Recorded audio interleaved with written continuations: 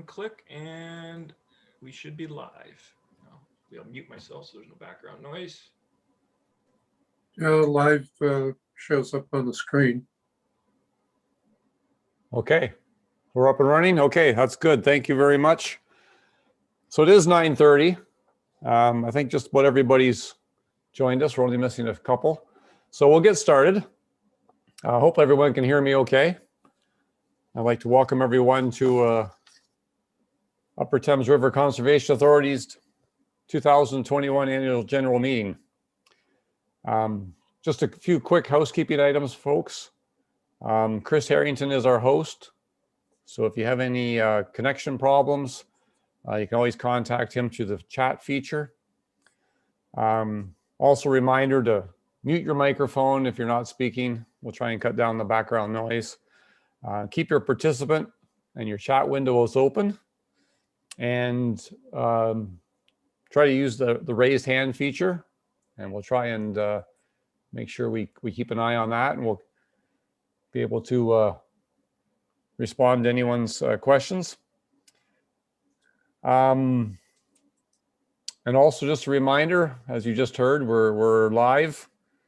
So today's meeting will be recorded and live streamed on our YouTube channel, and that's all part of our public viewing requirements. So we will begin also today by acknowledging that the land we gather on is the traditional territory of the Attawandaron, the Anishinaabe, the Haudenosaunee, and the Lenape peoples, who have a long-standing relationships to the land, water, and region of southwestern Ontario. The local First Nation communities of this area include Chippewas of the Thames Thames First Nation, Oneida Nation of the Thames, the Munsee Delaware Nation, and the Delaware Nation at Moravian Town. In the region, there are 11 First Nation communities and a growing Indigenous urban population.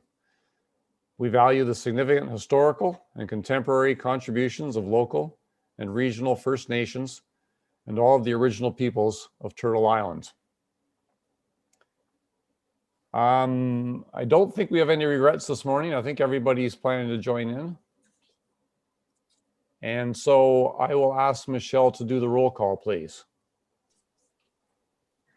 Marie Blosh. I am present. Alan Dale. Present. Don Edmiston. Is Don here? Okay. Anna Hopkins. Here. Tony Jackson. Yes. Sandy Levin. Present. Nancy Manning. Present. Hugh McDermott.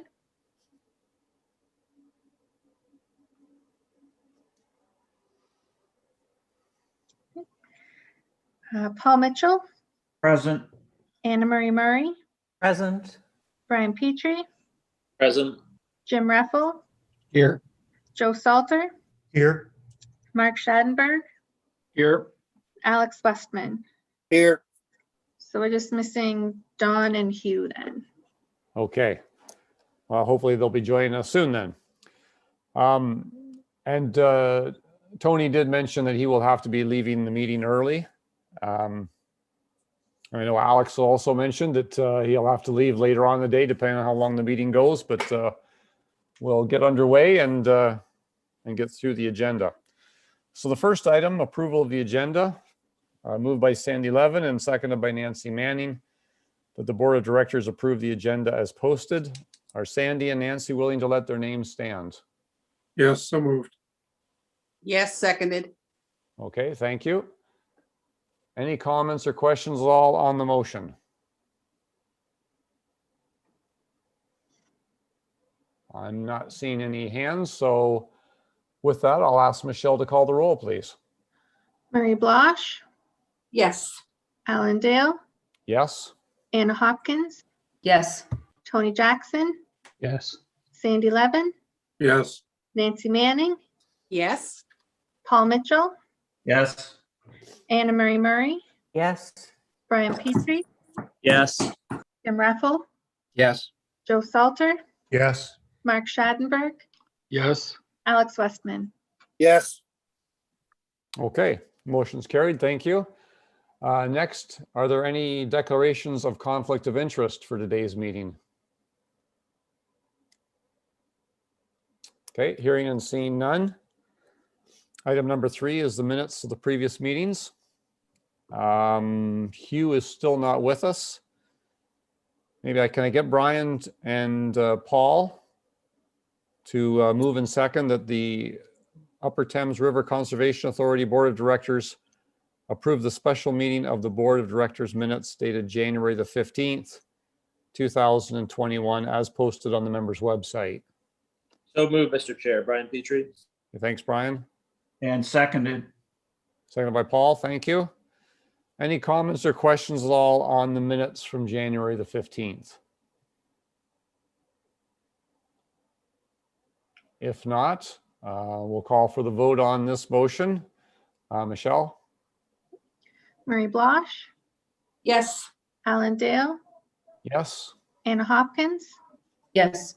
Tony Jackson, Yes. Sandy Levin, Yes. Nancy Manning, Yes. Paul Mitchell, Yes. Anna Marie Murray, Yes. Brian Petrie, Yes. Jim Reffel, Yes. Joe Salter, Yes. Mark Schadenberg, Yes. Alex Westman. Yes. Okay, thank you. The motion's carried. Next, we have moved by Anna Marie and seconded by Brian that the Upper Thames River Conservation Authority Board of Directors approve the Board of Directors minutes dated January the 26th, 2021, including any closed session minutes as posted on the members' website. Are Anna Marie and Brian willing to let their names stand? Yes, so moved. So seconded. Thank you. Any comments or questions at all on the minutes from January the 26th?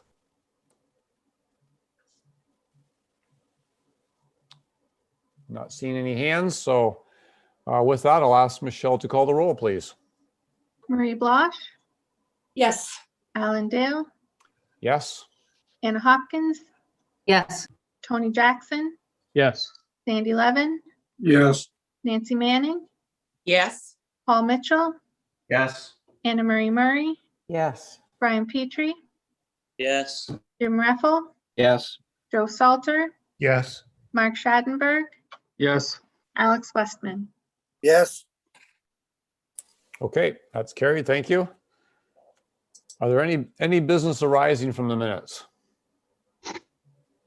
I see Tony's hand up. Have you got a business arising, Tony? Yes, I do, Mr. Chair. Couple of things that I need to bring to our attention. The first item is under 7.7, when we had discussions regarding the budget. I had made a suggestion that we see a 0% draft budget presented to the board prior to having discussions today at our annual general meeting on approving a final budget. And I didn't see one. I don't know if anybody else saw one, but I had expected that we would probably see one, having no resistance, I guess, during the meeting or suggestion that it wouldn't be done. I guess, was there a 0% draft budget prepared for the meeting today or prior to? I would say no. I will defer this question to Ian and maybe if Christine wants to answer it all, but I'm not aware that there was a 0% budget prepared. You made the suggestion during the meeting and it was not a motion from the board to see that, but I'll let Ian explain also if you'd like. Ian? Yeah, thanks, Alan, and through you to Tony. That's correct, Tony. We did not prepare that, and if that was the expectation of the full board, I will apologize. I know the suggestion was made, but I guess I'll defer to the fact there was no resolution or clear direction to staff that I interpreted from the remarks. So if it was the expectation of the board, I apologize, but we just continued with the status quo. However, that doesn't mean that the board doesn't have the opportunity to make any changes to the budget at today's meeting. pending discussion and a resolution. So I'll leave it there, Mr. Chair. Okay, thank you. Yeah. Tony? Yeah, thank you. Sorry, I didn't sense there was any Oh, really? resistance to doing Okay. that. Sorry, I Or didn't sense. The big yard site board by the entrance. Sorry, I got some little bit of background noise there going on. Carry on, Tony. Yep, Yep. sorry. So I didn't sense any resistance to it. So that's why I guess I made the assumption, and I didn't understand that there would be a need to make a motion to do that.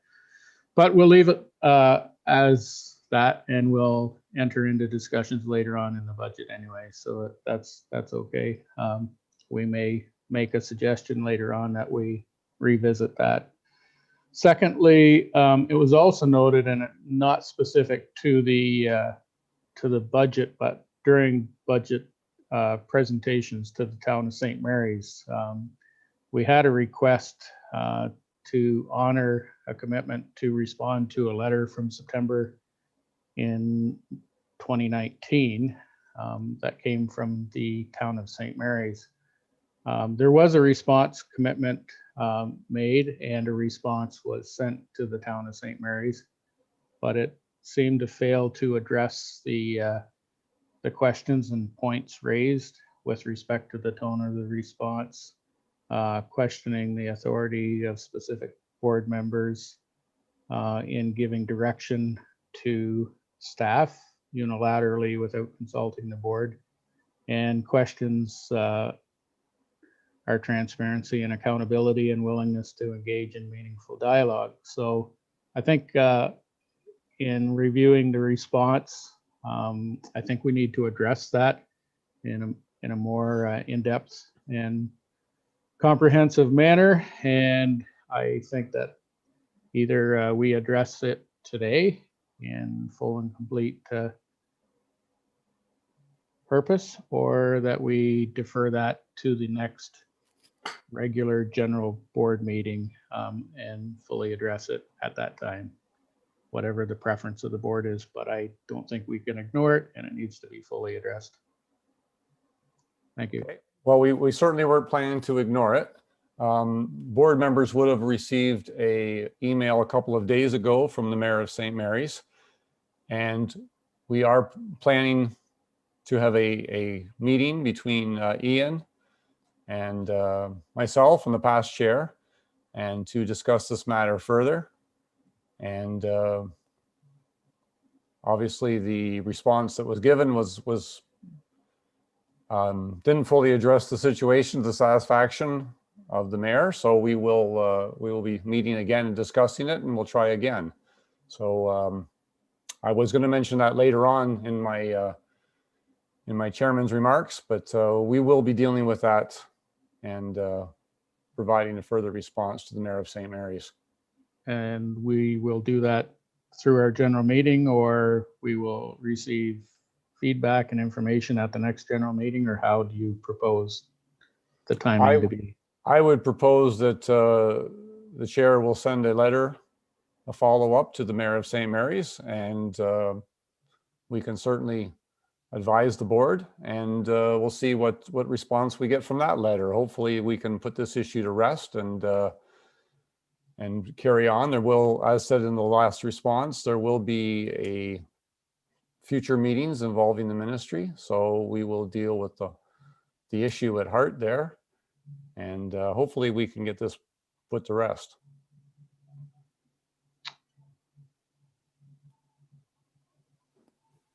Okay.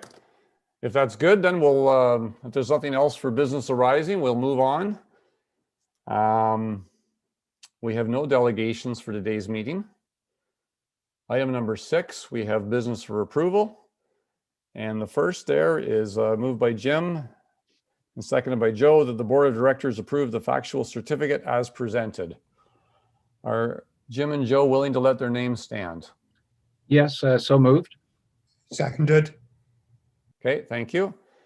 Any comments or questions at all on the factual certificate?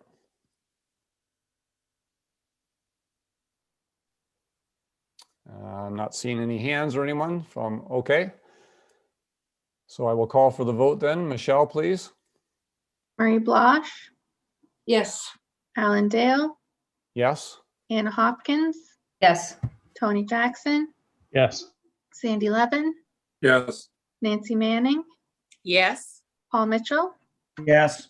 Anna Marie Murray, Yes. Brian Petrie, Yes. Jim Reffel, Yes. Joe Salter, Yes.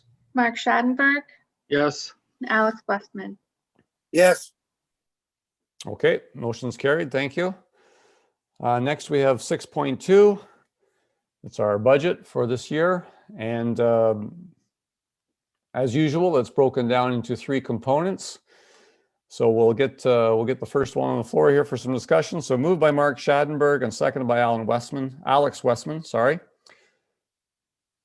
The Upper Thames River Conservation Authority Board of Directors approved the 2021 draft operating budget under Section 27 of the Conservation Authorities Act in the amount of $16,054,952, and that staff be directed to circulate the approved budget to member municipalities as part of the required 30-day review period.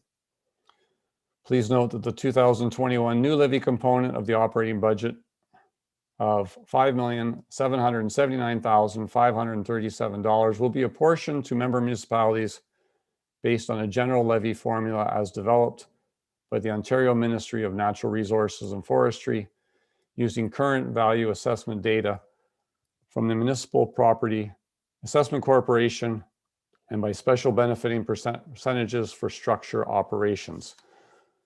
So, are Mark and Alex willing to let their names stand? Yes, I shall. I second. Okay, thank you. Any comments or questions then on the budget?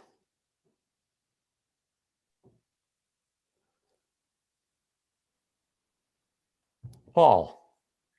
Yes, through you, Mr. Chair. 2 questions for Christine. The first one is there's a couple of terms that I don't fully understand their meaning of. One is deferred revenues on page 12 of the agenda, and the other one is amortized levy from previous years. And both of those lines have significant changes between the draft and the revised budget. So just wondering if you could explain what those are and how they're calculated. Christine?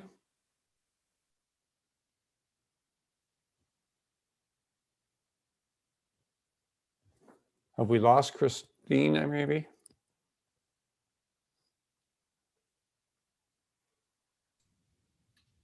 She shows is still there, and I asked her to.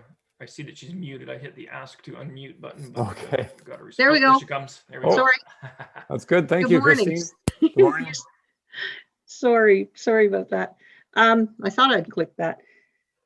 So deferred revenue is a large category of amounts that we may have received, but may not have received actually, a value of funding that we could have considered revenue in 2020, but for one of many reasons, we didn't. So that is available in 2021 to be considered revenue for programs. So deferred revenue is simply an identifier that it wasn't called revenue in the past, but it could be revenue in the future.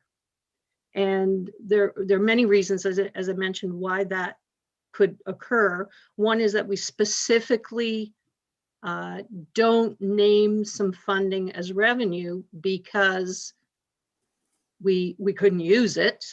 We didn't deliver on a program, or we didn't fully deliver on a program. Maybe the weather intervened, perhaps. And we're going to use it in the following year. In the case of last year, because of COVID, there were some projects, some programs that we simply couldn't deliver, and we have the funders' agreement to deliver it in future. So it's carried over funding, for want of a better explanation. Sometimes that deferred category might contain levy. Levy, for instance, targets levy for programs that we couldn't use, and we want to use in the next year. So deferred revenue is a big category. It could contain all kinds of different funding. With respect to that specific amortized levy section, that is supposed to only contain levy amounts. And we try as best as we can to segregate our levy funding from the rest of our types of funding. One, because we have a very specific amount of levy to be approved to be levied each year, but we still may not be able to make use of all of it. So we hold it. Sometimes we commit it to something and we spread, that's amortized, we spread out that revenue over many years for matching purposes to where our expenses fall, in what period our expenses fall.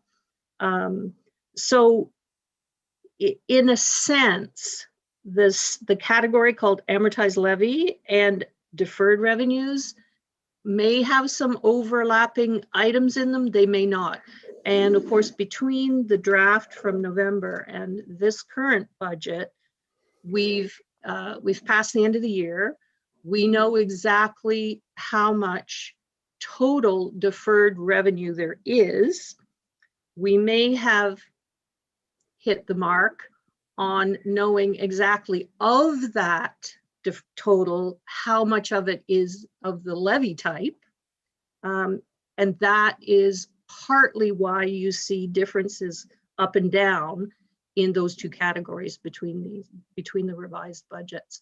So it's, yes, we had more deferred levy in the revised budget than we thought we would in the initial draft, but there also could be some amendments, some edits in the category, the type of revenue. Is that enough? Is that clear or not so clear? Yeah, that's good. That I think on a municipal level, we'd be looking at surpluses, but because the funding of a conservation authority is so much more complicated than collecting taxes and other revenues at municipal level, it takes more, it's more complicated to record those things. So I have a better handle on what you're talking about now, Christine. Oh, great, thanks. My second question, if I may, Mr. Chair, is municipalities have received funding over the last year to deal with the impact of COVID-19, and to the point that a number of municipalities had significant budget surpluses at the end of 2020.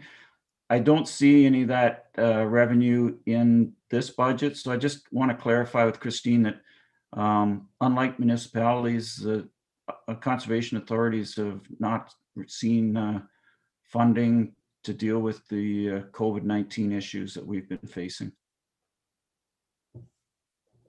Christine? Yes, Mr. Chair, we received only, well, okay.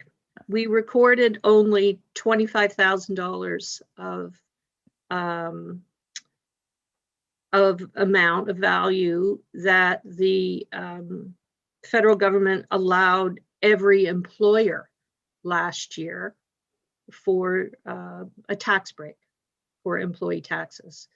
So in 2020, we were ahead $25,000 of unanticipated revenue.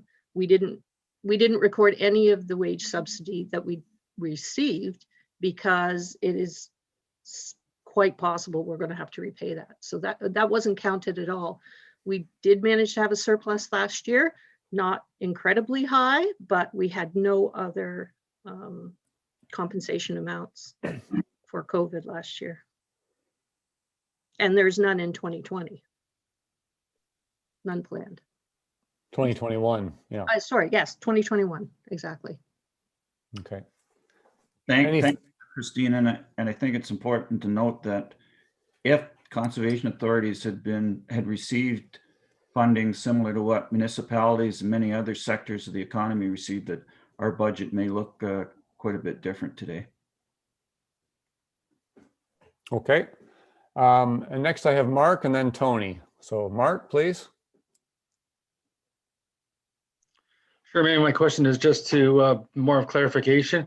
It says here that the current value assessment date is from the Municipal Property Assessment Corporation. Obviously numbers, but what year is that based on? Is it based on 2020? Because I understand the provincial government is sort of delaying updating property assessment values over the next 4-year period. So I know Oxford County's assessment went significantly higher in 2020. Ian or Christine, one of you want to tackle that one? I can start. And Mark, I apologize. I don't have the year offhand. This comes through the Ministry of Natural Resources, and their practice has been to use the most current year available to apply to the calculation they use. I would have to go back into the email and determine if it was a holdover from the previous year. But given that apportionment numbers changed from 2020 to 2021, they've used updated data. Christine, I'm not sure if you recall or if you have the email in front of you. I believe that the CVA used for 2021 is from 2019. Because we received it in the summer of 2020.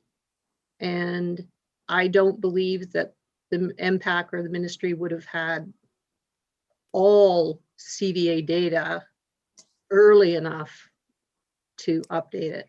I'm pretty sure we're another year behind, and the figures did change. So they weren't held steady when we got the data. I believe we're a year behind. Okay. Anything else, Mark?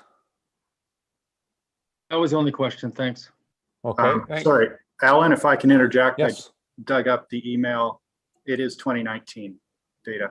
Okay. Yeah. So yeah, certainly a bit of a time lag to get the information gathered and sent out to the conservation authorities. So good. Okay, Tony.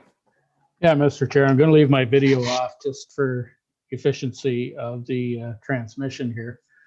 So I guess the elephant in the room is that the City of London has already passed their budget. And as we all know, they are controlling 50% of the weighted decision on the vote. But with respect to the budget deliberations today, while I appreciate the softening of our approach in this year's 2021 budget, I also recognize, as was noted earlier in the year, that the approach is likely more influenced by Bills 108 and Bill 229, and the unknowns, I guess, surrounding the core versus non-core mandated responsibilities, and the need to have and to negotiate with the various municipalities on those non-core mandated services.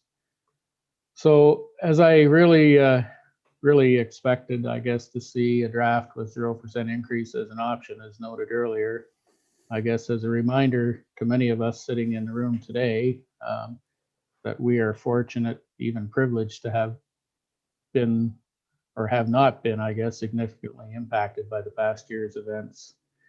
But on the other hand, tens of thousands of people in our watershed have lost their jobs and incomes, some temporary, some permanent. Hundreds of restaurant and hospitality people and service industry people impacted, factory people impacted. Parents have lost or had to leave work due to school closures and daycare services being cut. And our healthcare workers, God bless them, are stressed to the max. And we're seeing social issues in municipalities that have never been seen before and peak beyond anything previously experienced. Our federal government, on the other hand, has spent billions in support, and we know who has to cover that debt. And all this while increasing taxes on important consumer items and also staples such as home heating fuel. On the other hand, our province has mandated 0% rent adjustments, no evictions, lower energy costs, and also spent millions to support common folks who are struggling. In the commercial sector, banks have deferred mortgage and loan payments, some for months. Yet we see before us, although modified, and I appreciate that, a budget that increases levy to member municipalities by as much as 7.3%, 6.1%, 4.2%, and downward for an average of 3%. So, Mr. Chair and members, I think given the circumstances of the day, we can do better. And we know we can reduce the budget further in areas where the impact to services and to our core services would be negligible. And I know that's a challenge, but I still think we can do it. And I'll give you an example, possibly our operating reserve funding, which is non-specific and we have some flex with. We also know our investment portfolio has performed fairly well over the past year as intended and could be used to offset increases. And maybe Christine would like to remind us of what our gain was in our investment portfolio last year, if she would. Christine, do you have some of that information available? I do. I can't pull the number out of my head, but it was 5-6%, I'm thinking. Or that could be what it's earned since inception. I'd have to look that up. Sorry, but it's performed nicely, yes. And the purpose was in part to, in time, support operations and capital spending. Thank you. For the organization.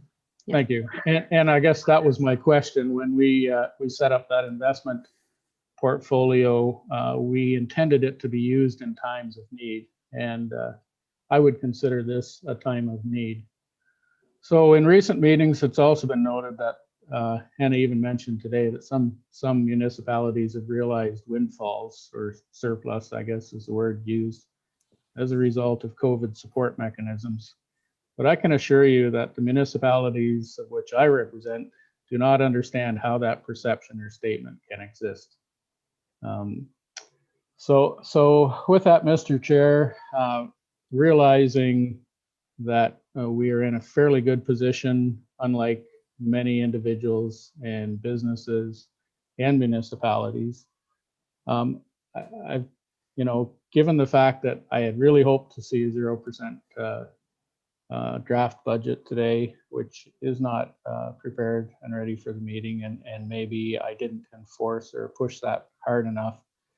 My apologies for that misunderstanding, but in reviewing the three budget components, and I'll talk about all three quickly. So I can support the Part A of the capital budget as its purpose is specific to the municipality and the need for flood control infrastructure.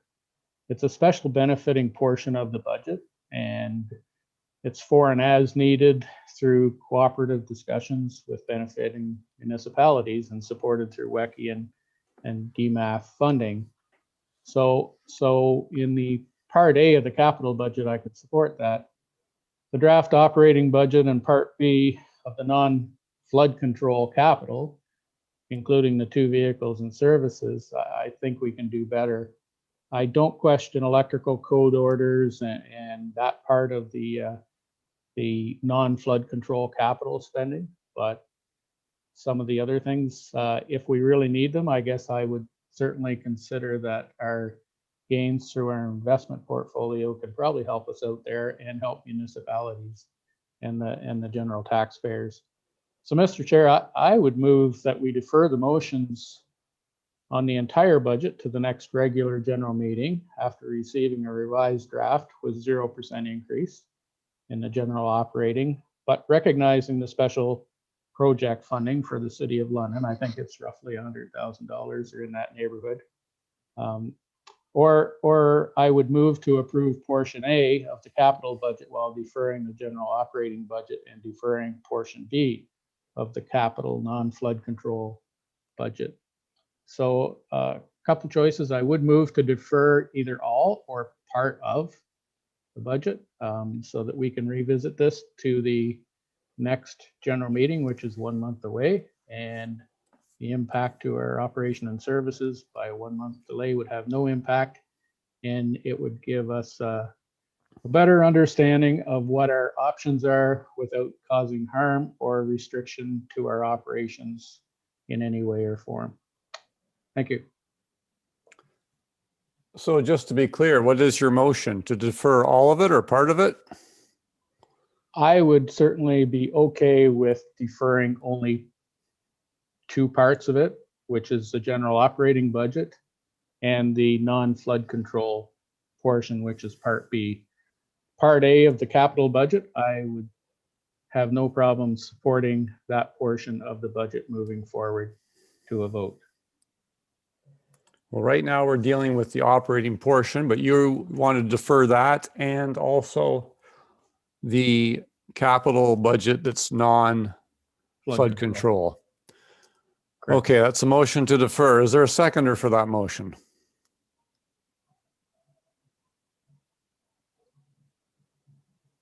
I'm not hearing anybody seconding. Okay, if there's no seconder, then we have no deferment. We'll continue on with discussion on the motion on the floor. Certainly, Tony, you are correct. It's been a lot of upheaval this last year. And as any year, we struggle with the appropriate amount of spending that we're required to do and what we feel is necessary and how we are going to derive those revenues. So your objections and your comments are duly noted. Other comments and questions? Brian. Thank you, Mr. Chair. I think that the board directed staff to put this budget together. There has been some slight modifications to it, but it hasn't affected levy. I support the budget as it is. I appreciate staff. I am confident staff has gone through and they recognize the situation as it is out there. They've had to deal with COVID and the restrictions and the downfalls of it for the past year. And I'm confident that they've put together a budget that meets the needs of the authority while taking into the considerations of the municipalities as well. And I will support the budget as it is. Okay. Further comments or questions? Anna.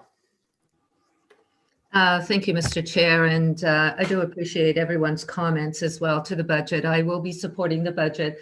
I assume we are going to be voting on it as a whole, or maybe not. I think it is divided out between a number of sections. I would like Section A is the motion right now is just dealing with Section A, the operating budget. Well, with that, I will ask my question as it relates to B then, but I am generally supportive. I know it has been a different year and a number of challenges, and given the lack of funding to CAs and having to deal, especially through COVID times, it's something that I think it is appropriate and we'll be supporting it. Thank you.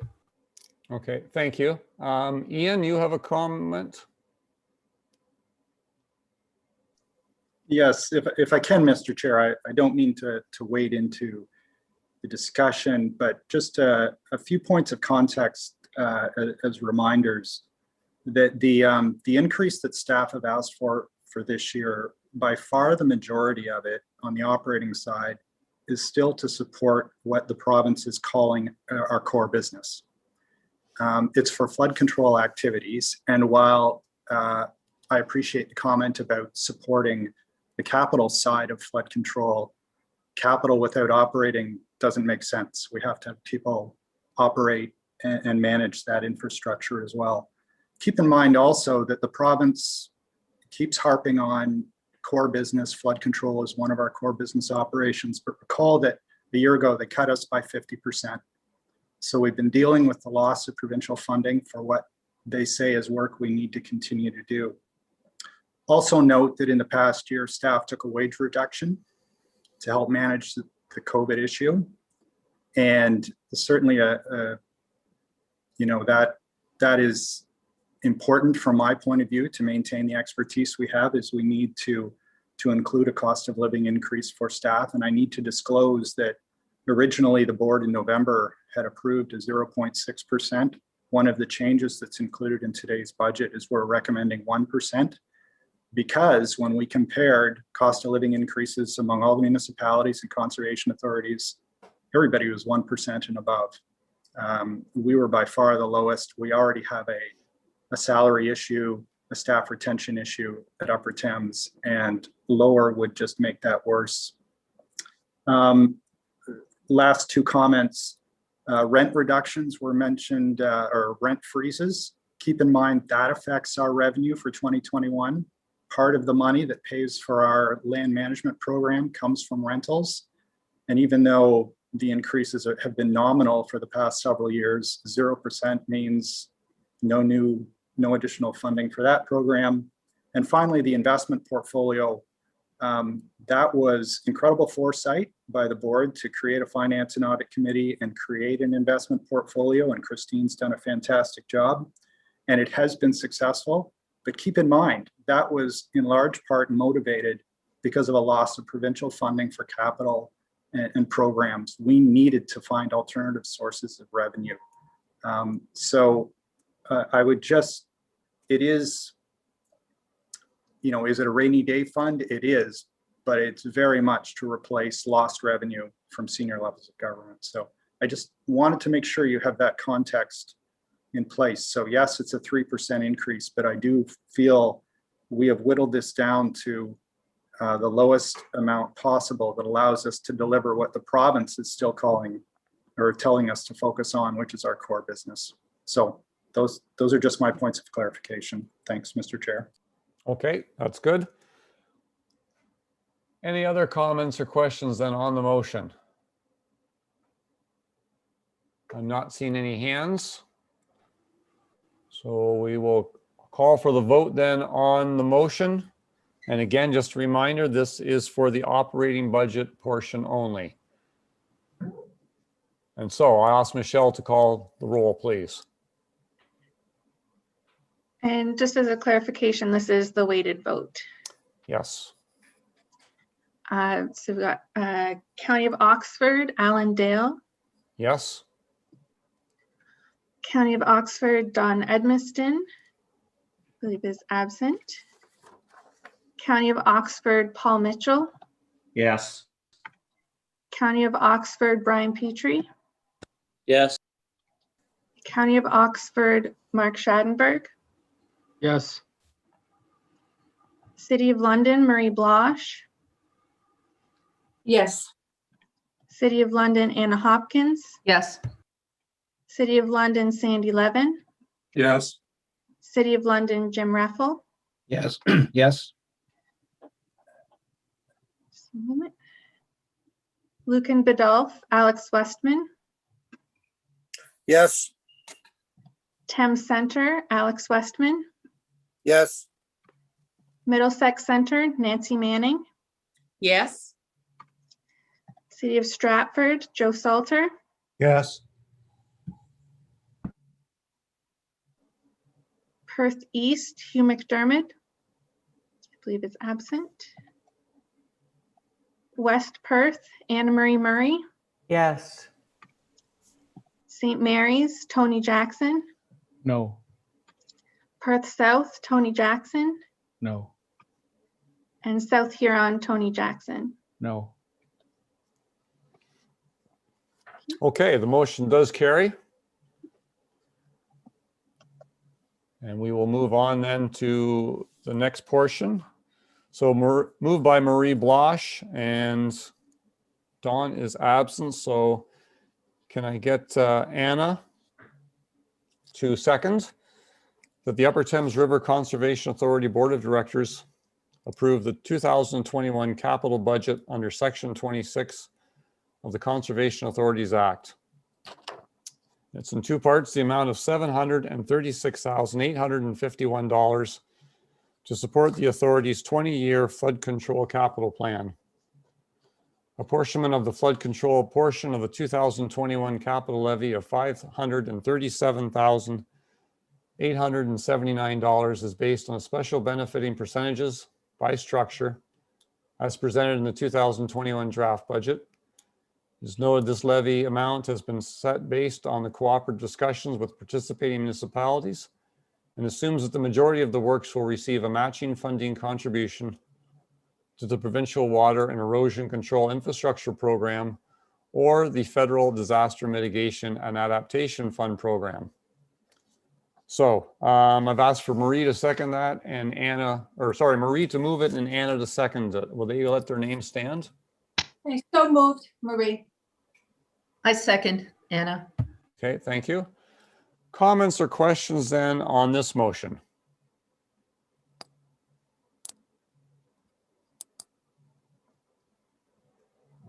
I'm not seeing any hands. So again, if no one has any comments or questions at all on this motion, I will have Michelle call the roll, please. Just a moment. County of Oxford, Alan Dale. Yes. County of Oxford, Don Edmiston, absent. County of Oxford, Paul Mitchell. Yes. County of Oxford, Brian Petrie. Yes. County of Oxford, Mark Schadenberg. Yes. City of London, Marie Blosh. Yes. City of London, Anna Hopkins. Yes. City of London, Sandy Levin. Yes. City of London, Jim Reffel. Yes. Lucan Badolf, Alex Westman. Yes. Thames Center, Alex Westman. Yes. Middlesex Center, Nancy Manning. Yes. City of Stratford, Joe Salter. Yes. Perth East, Hugh McDermott, absent. West Perth, Anna Marie Murray. Yes. And St. Mary's, Tony Jackson. Yes. Perth South, Tony Jackson. Yes. And South Huron, Tony Jackson. Yes. Okay, the motion carries. Thank you. And then the third part of the budget for 2021. Have a mover, Anna Hopkins, the seconder. Tony has already expressed his reluctance to support this motion, so I'll ask for another seconder. Perhaps Paul, if you could be a seconder. That the Upper Thames Board of Directors approve the 2021 capital budget under Section 26 of the Conservation Authorities Act in two parts, and this is Part B. The amount of $391,000 to support the authority's other non-flood control capital spending needs. The municipal levy share of this capital amount is $178,626 and will be apportioned to member municipalities based on a general levy formula as developed by the Ontario Ministry of Natural Resources and Forestry using current value assessment data from the Municipal Property Assessment Corporation. Are Anna and Paul willing to let their names stand? I so move. And Paul will second it. Okay, thank you. Any comments or questions at all on this motion?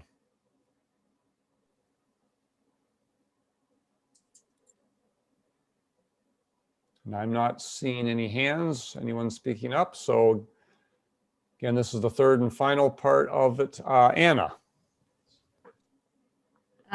Sorry about that, Mr. Chair. This was Go ahead. original. Oh, I did have a question around the amount that we are approving, and this is for non-flood control.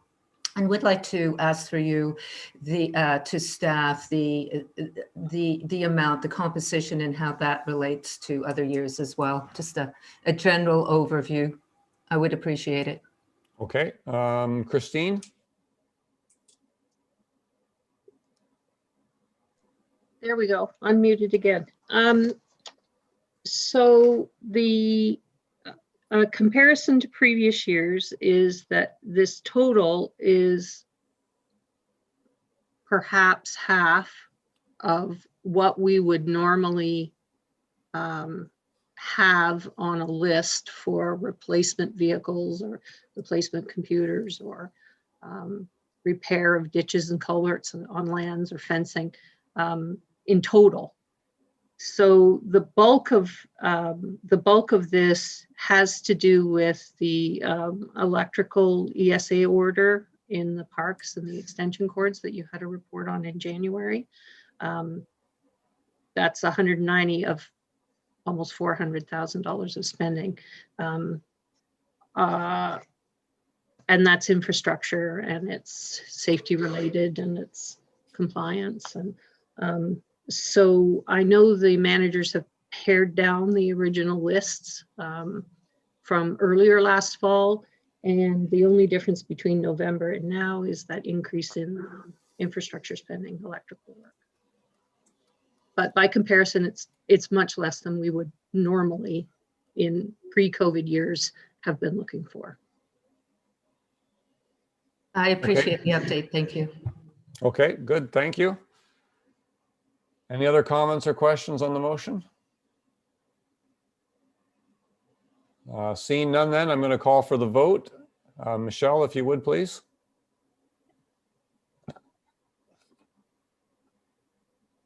County of Oxford, Alan Dale. Yes. County of Oxford, Don Emiston. Don is absent.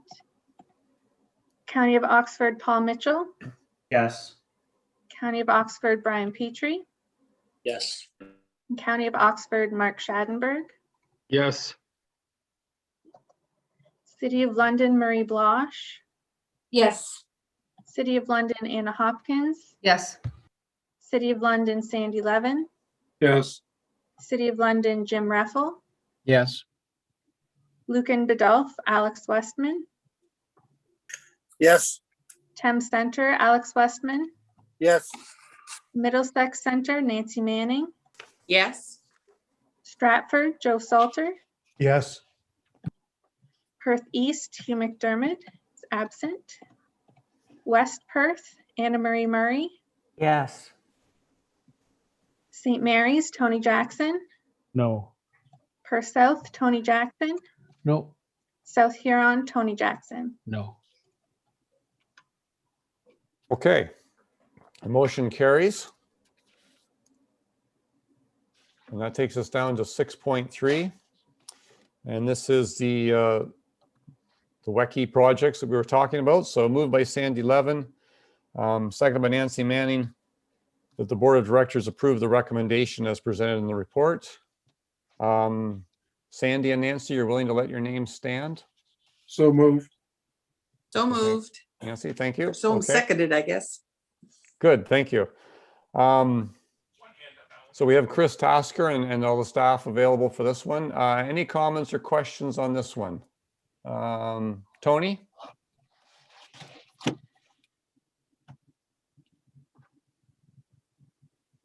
You have a question on this motion, on this report, Tony? Sorry, I had my hand up before the agenda item popped up in between the two, but I do have to take my leave, but I wanted to wish congratulations to those receiving the service recognitions later today, and everybody have a great week and a great month. See you next meeting. Okay, thank you very much. Thank you. Okay, comments and questions. Mark? Yeah, Mr. Chair, I did have my hand up. I'm just curious on this list where it said, and I guess maybe I could call separately, and this is a separate off meeting conversation, but where the Piddock Dam embankment repairs geographically, specifically where they're planned for 2021. Like I said, I could do this offline, but since we're talking about it now, I'll ask now. Yeah, well, we'll see if Chris is available, if he has this information offhand, or he might have to get it to you later. Chris? I'm sure that project is being done in conjunction with the city of Woodstock doing the work over the public access across the dam. So our expectation is that they're moving forward with tendering it together with the other work planned as a continuation of work that was done last year.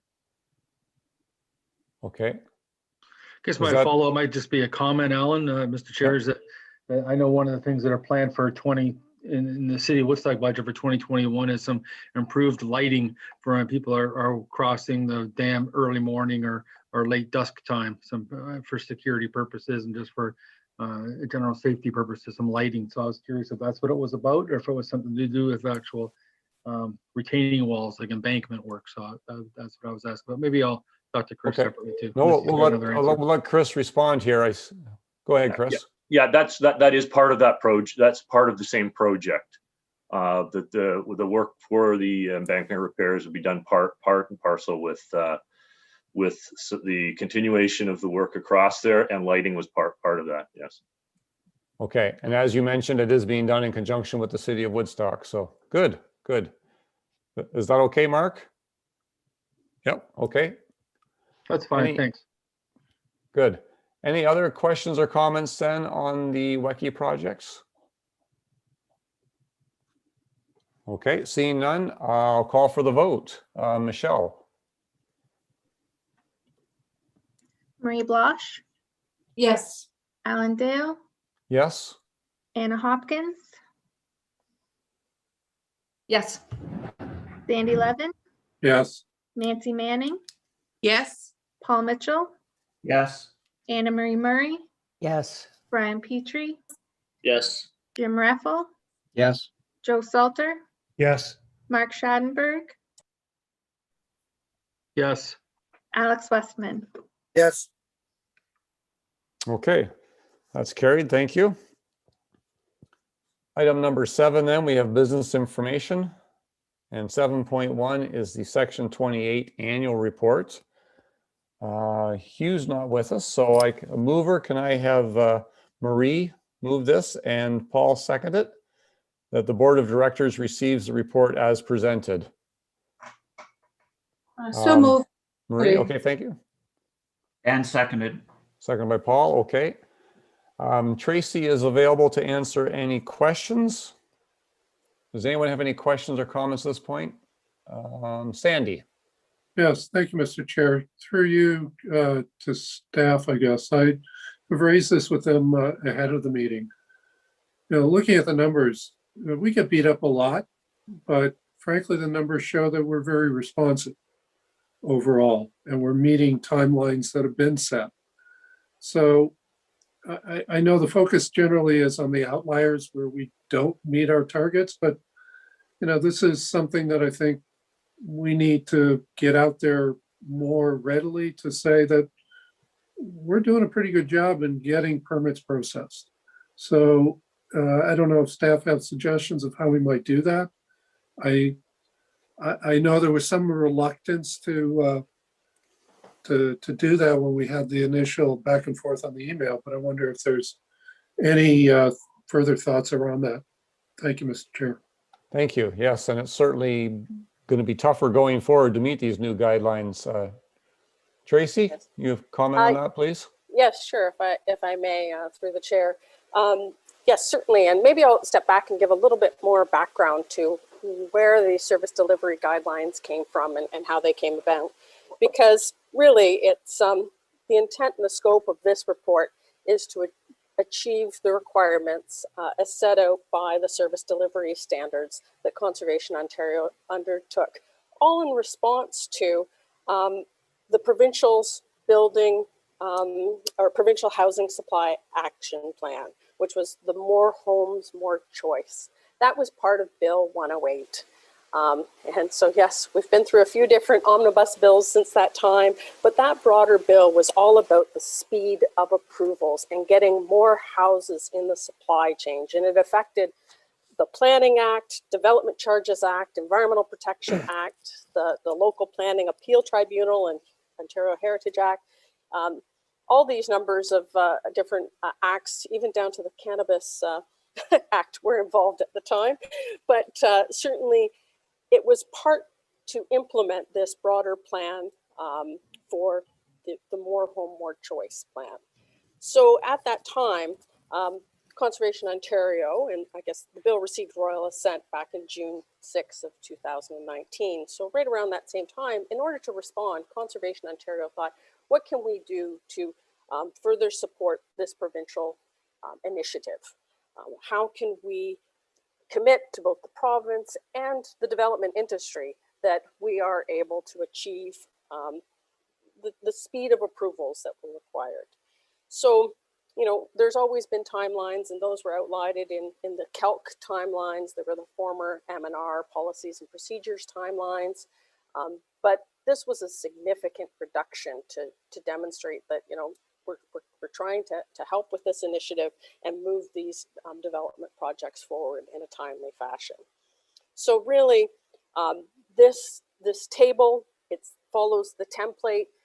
Again, part of that was ensuring that conservation authorities are providing the same information in a consistent manner across conservation authorities. The main first focus was for CAs within the high growth areas to provide this type of format, have it posted and available on their website for anyone of the public, development community or municipalities, to be able to find that and see what our achievement rates are.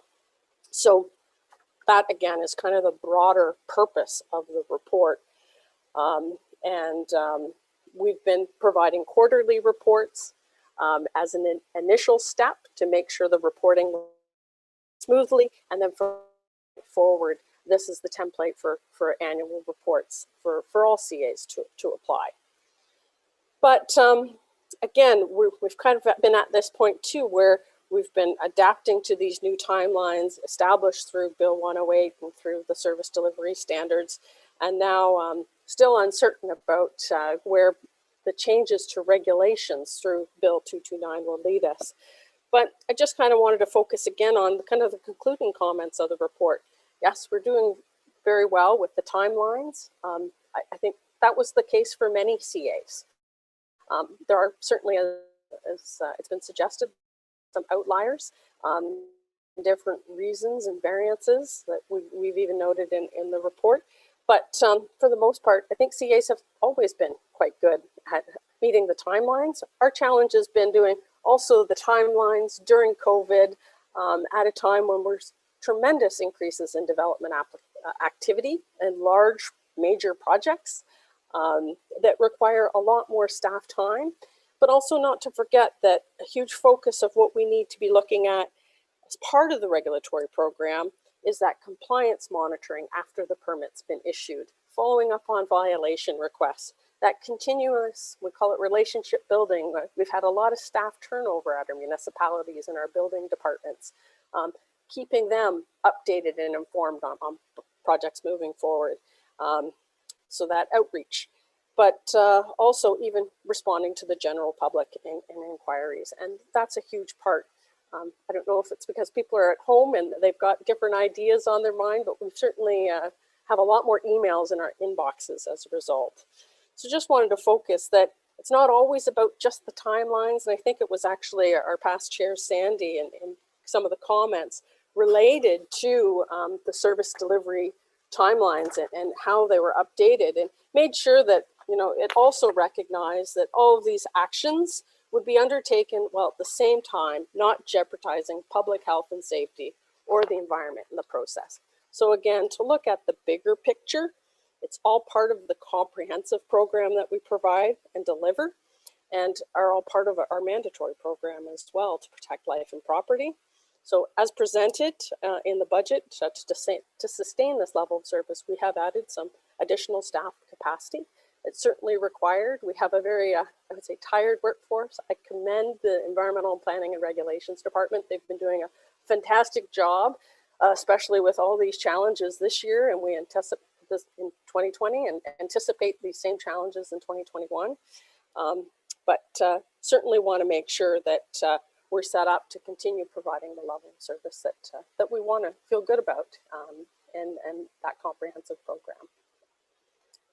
Certainly, this information will be available on our website and readily accessible for anyone who wants to view it. Okay, thank you. You have any follow-up, Sandy?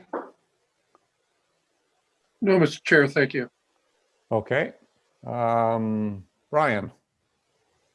Thank you, Mr. Chair. I just wanted to highlight, this is where it gets tricky with the province mandating they want faster times, and we're seeing this in municipalities as well. They want faster turnaround times, but now it's going to lead to more staff because staff can only do so much, which again raises costs, which again the province doesn't want to see, and municipalities don't want to see. But you can't. It's a trade-off. You can't have one without the other. So it's going to be interesting going forward to see how other changes are going to affect the Conservation Authority and municipalities in the same way.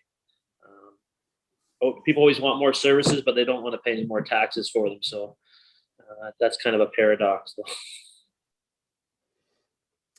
Yep, true enough.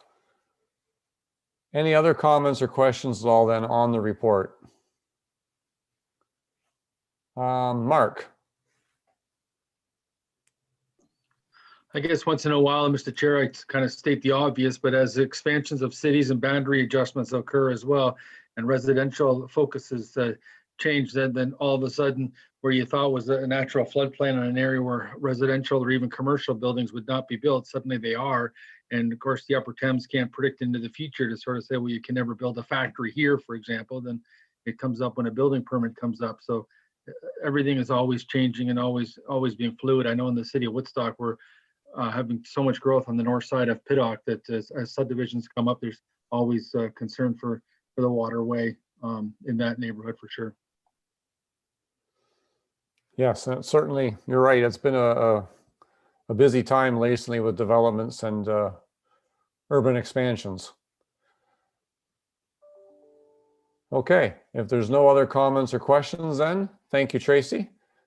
And I will call for the vote. Michelle, please. Marie Blosh, Yes. Alan Dale, Yes. Anna Hopkins, Yes. Sandy Levin, Yes. Nancy Manning, Yes. Paul Mitchell, Yes. Anna Marie Murray, Yes. Brian Petrie, Yes. Jim Reffel, Yes. Joe Salter, Yes. Mark Schadenberg, Yes. and Alex Westman. Yes. So the motion's carried. Thank you. Next item we have is 7.2. It's the Conservation Authorities Act proclamations. Moved by Anna Marie and seconded by Brian that the Board of Directors receives the report as presented. So moved. Anna Marie, thank you. Brian? Seconded. Thank you. So yeah, some more activity happening here. Ian and Tracy, do you have anything you want to comment on at this point? Through you, Mr. Chair, I'll just provide an update. The report was really just the raw information that we received from the province, but it really does focus on your role on the board. It's all about governance and it's about membership. And I just want to flag what we see the impact being to the Upper Thames board. I mean, the most important thing is no change for the duration of your term on the board. So another 2 years. Status quo is acceptable, is our understanding. After that, though, the rules kick in, certainly about how many elected officials versus citizen appointments. So I'll talk about that in a second. One thing that is implemented right away that does not affect Upper Thames is the chair's role and the vice chair. And if you read in there, there's this 2-year term limit. Upper Thames has had that practice in place for years, for my whole time on the board. So no real impact for us, but I will tell you for other conservation authorities in the province, it's causing a lot of grief. Because if there was a chair who's been the chair for 2 or 3 years, and there was an expectation that at the annual meeting this month that they would run for that position again, they are no longer eligible for that position. The 2-year term limit is retroactive, and that's causing a lot of backlash. But again, for our board, no change.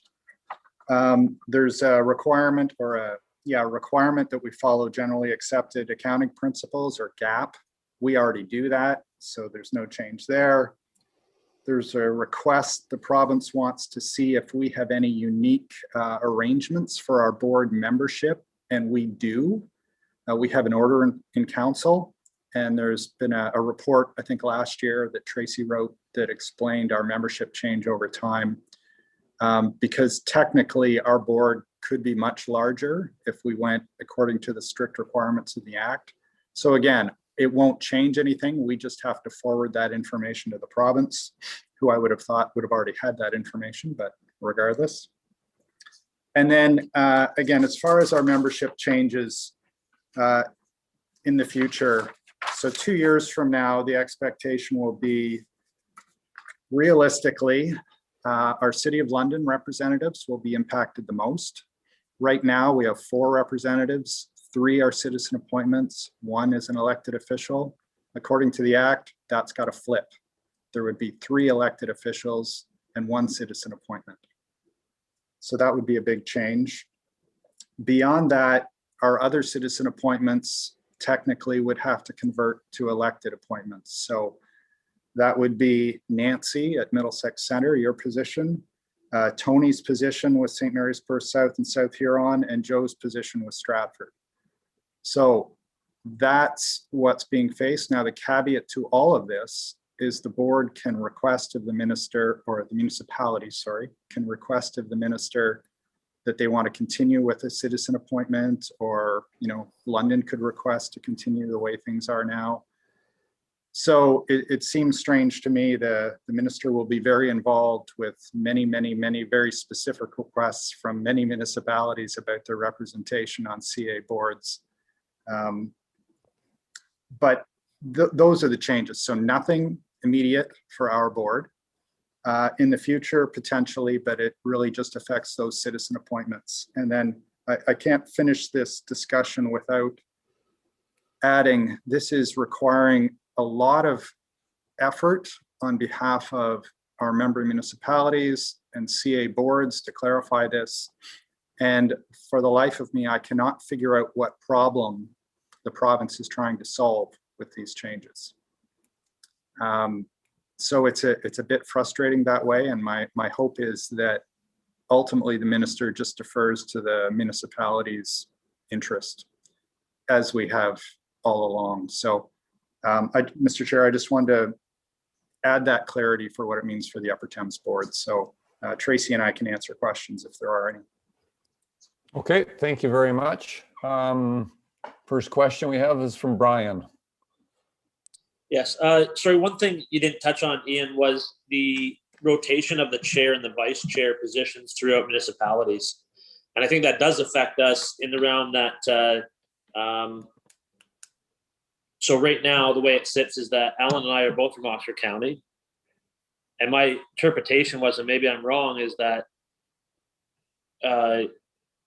those can't be that way next time. So say in 2 years, I want to run for chair. Under the current rules that they just put in place, that wouldn't be allowed because you can't have Oxford County, Oxford County. You got to have Oxford County, London, Oxford County, any other municipality besides, and same with vice chair position. Am I correct in that interpretation? And the other question I have is around the 70%. So it's per municipality. It's not for the whole board. Because I was on maybe a mistake, and I was under the interpretation that the whole board had to be made up of 70% councillors and 30%, sorry, yeah, and 30% elected appointed officials. Okay. Ian? Yeah, through you, Mr. Chair. Good questions. You're right, Brian. There is a requirement that the chair, change in the chair cannot be within the same municipality. And we have had that experience before. We've had London have 2 sequential chairs on the board. And I think that's what the province is trying to avoid. As for this specific situation, Brian, being Oxford, Michelle and I talked about this.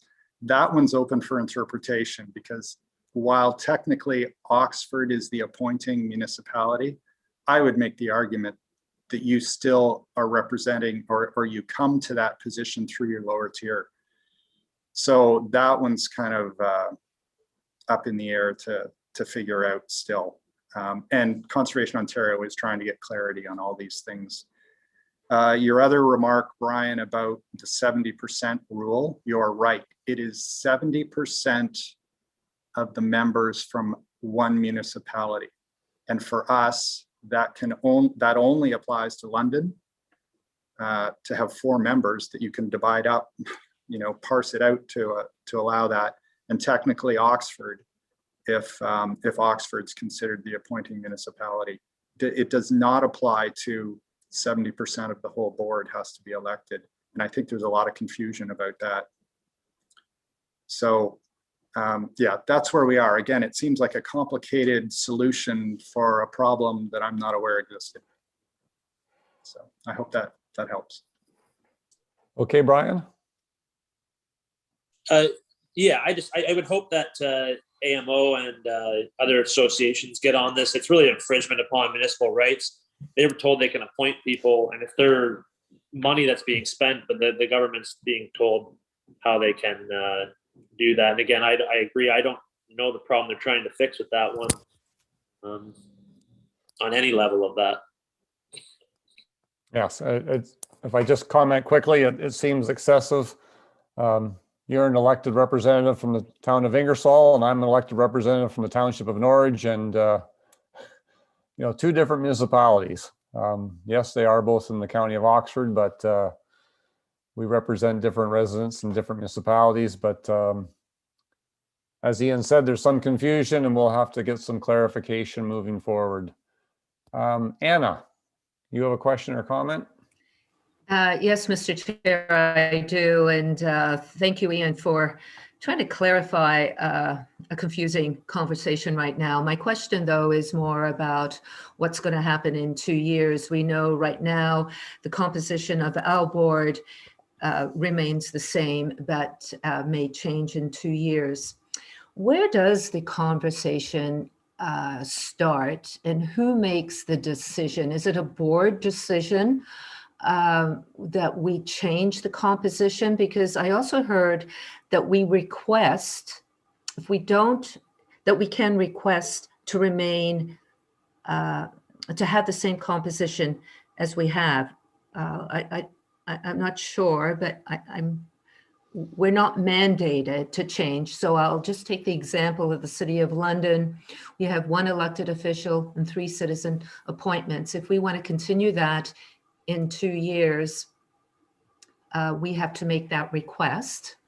Where does that conversation, does it remain with the board to make that request?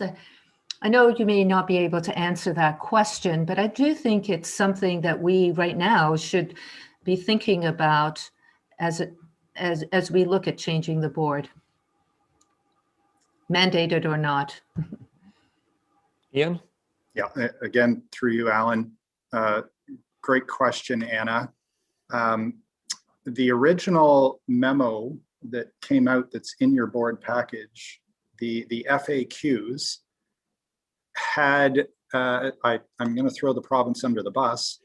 It said specifically that the Conservation Authority could make a request to the province, for a citizen appointment or an elected official, whatever the preference is. And we had to remind the province that we as a Conservation Authority don't appoint our representatives. The municipalities do that. So they quickly changed the language and resent the memo out. So from my point of view, Anna, the way things stand now, it would be the City of London or the individual municipality requesting that the minister allow some exception to the way this has been proclaimed. So, and London is a great example because up until several years ago, the membership from London was 2 councillors, 2 citizen appointments. And the city changed that because of the workload on councillors, and they felt that service to our board could be accommodated with 1 councillor and 3 citizen reps. So London went through an exercise to rationalize how they appoint their representatives. And I think London would probably be well served making that case. But Anna, it would be the city writing to the minister saying, this is our preference. The board, I don't think, has any role. And so thank you for that. But again, who would request that, would that be a staff recommendation or council? Obviously, it would have to go to council for approval, but I'm still trying to figure out who starts the change and reasons why, obviously. Again, through the chair, I think as a conservation authority, we have to notify city staff and council that this change has been made, because they may not be on top of this. There's so much other stuff going on, but we, either I or my position or Michelle, would write a letter to all our municipalities in advance of appointments. We always do that, saying, you know, here's the expectations for what a member's role is, and we would make clear what the issue is. And in London's case, we would make clear that, you know, the way things stand, the approach contravenes what the revised act is requesting. From there, I'm assuming city staff or council would take the lead in either complying with the new act or requesting an exception. But so we would, the Conservation Authority would start the conversation just by notifying the municipality. But after that, it would be completely the municipality's responsibility to either appoint or request an exception from the minister. Thank you for that. And I would assume that we are going into a new council next year, that the conversation would be starting within the next year. Thank you very much. Okay, thank you, Anna. Paul. Yeah, through you, Mr. Chair, to Ian, is there anything indication that the province has power to change the makeup of the board? We have one municipality that now has shared representative who's been lobbying for their own representative. Is there anything in there to address that? I mean, up until now, there has been a process where boards and municipalities, through agreement, can modify the composition of the board. And usually the purpose has been to keep boards down to a manageable size. So that's how we ended up with some shared representatives on our board. And it's my understanding, or the interpretation right now, is if we provide that correspondence to the province, they're going to accept it. They're not going to turn around and say we have to change. Now, your question though, Paul, is does the minister have the power to change representation on the board? I'm going to look at Tracy for this one.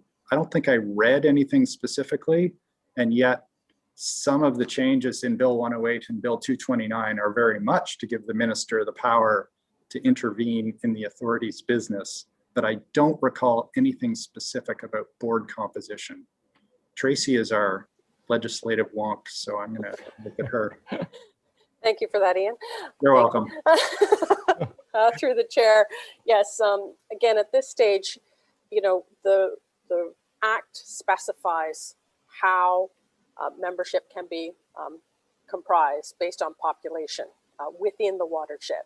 And so we're at this point, the province is just requesting any variances from the act through agreement. So as Ian stated, we have an order in council. That is, you know, very much a standing document, whereas other CAs often have a council resolution or board resolution that changes that composition. So at this point, they're just trying to have a better understanding of where those variances to the act are. Again, there's nothing at this point that's saying that the minister can override what those agreements are in place, but who knows? I think that's where we're at this point in time. Okay, thank you both, Ian and Tracy, and I think wonk is a complimentary term.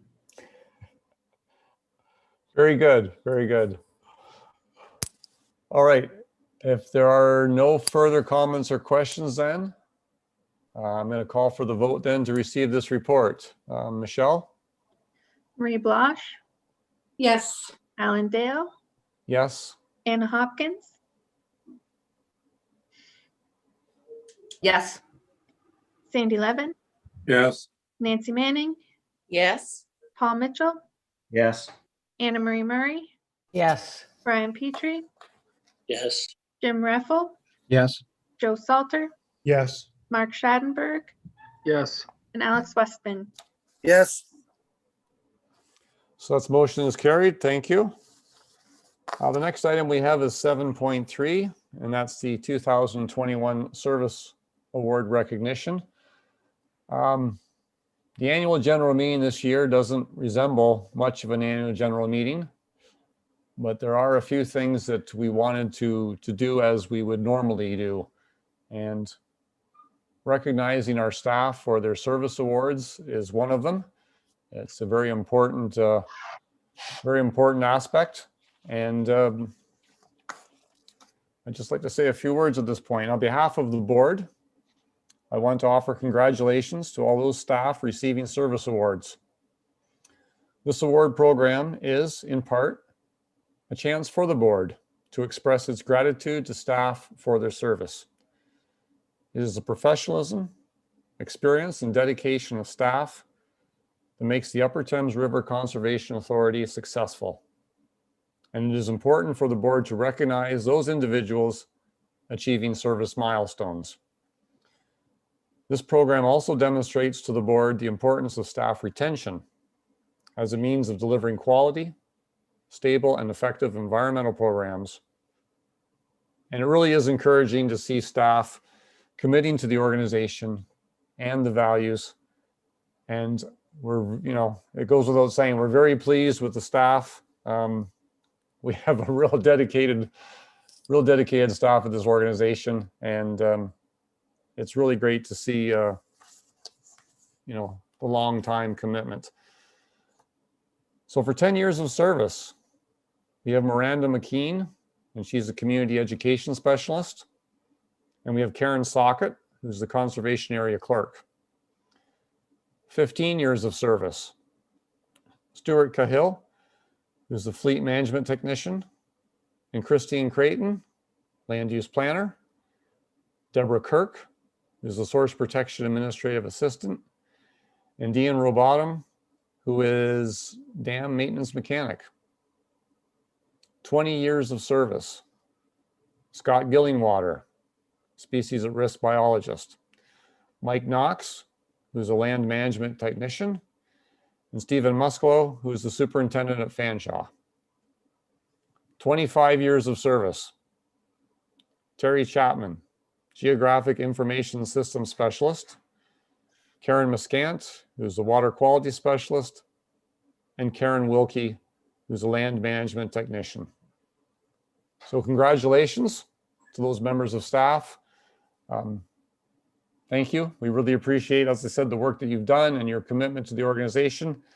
And we look forward to many more years of working with you and having your service in the organization.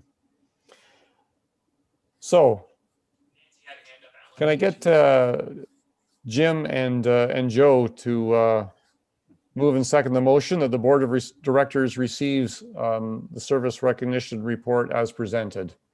I so move. I so second. Okay, thank you. Any further comments or questions? Nancy?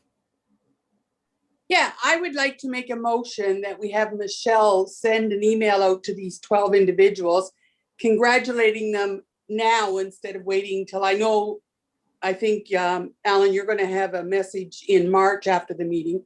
But the fact is that these people have all attended many annual meetings and have seen, we've been there to be able to congratulate them. And because of the circumstances, I would just like to see an email go out and on behalf of the board, congratulating them all now. Yep, very good. Michelle, we're able to put something together and we can send that out. I don't expect many of them are in on the call. Most of them are probably busy with other duties today, but we can put something together and send it out to those staff members. Yes, I can do that. Okay, that's good. Thank you. Good suggestion, Nancy. Any other questions or comments? Okay, seeing none, I'll call for the vote then on receiving the report. Michelle? Marie Bloch, Yes. Alan Dale, Yes. Anna Hopkins, Yes. Sandy Levin, Yes. Nancy Manning, Yes. Paul Mitchell, Yes. Anna Marie Murray, Yes. Brian Petrie, Yes. Jim Reffel, Yes. Joe Salter, Yes. Mark Schadenberg, Yes. Alex Westman. Yes.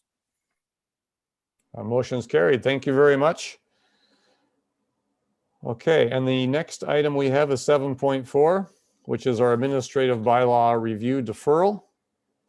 Moved by Mark and seconded by Alex that the Board of Directors receives the report as presented. Mark and Alex, you're willing to let your name stand? Yes. Yes. Okay, thank you. I don't know if anybody has any comments or questions at all for Ian. It's a work in progress and we're hoping to have it completed soon. Anna. Yeah, thank you, Mr. Chair. And I just want to thank staff for making this work. I'm really looking forward to the workshop, given the amount of changes that CAs are going to have to deal with. Thank you. Yep, thank you. Sandy.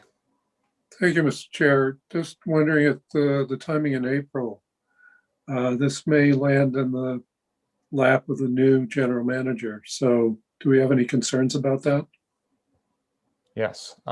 Ian, do you want to speak to that, please? Sure, through you, Alan. That's the intent, Sandy, is the scheduling of the workshop. We would want to make sure the new general manager is available to participate as part of that. That's pretty critical that they're involved in any changes and in any recommendations. So that's the reason we're pushing it to April as it stands. Okay, thank you. Okay, thanks. Any further comments or questions then on the motion? Seeing none, I'm going to call for the vote. Michelle, if you would, please. Murray Blosh, Yes. Alan Dale, Yes. Anna Hopkins, Yes. Sandy Levin, Yes. Nancy Manning, Yes. Paul Mitchell, Yes. Anna Marie Murray, Yes. Brian Petrie, Yes. Jim Reffel, Yes. Joe Salter, Yes. Mark Schadenberg, Yes. Alex Westman. Yes. Thank you. And motion's carried. Item number 8 is the February 2021 4-year information report. Lots of information there for you again this month. In particular, river safety program.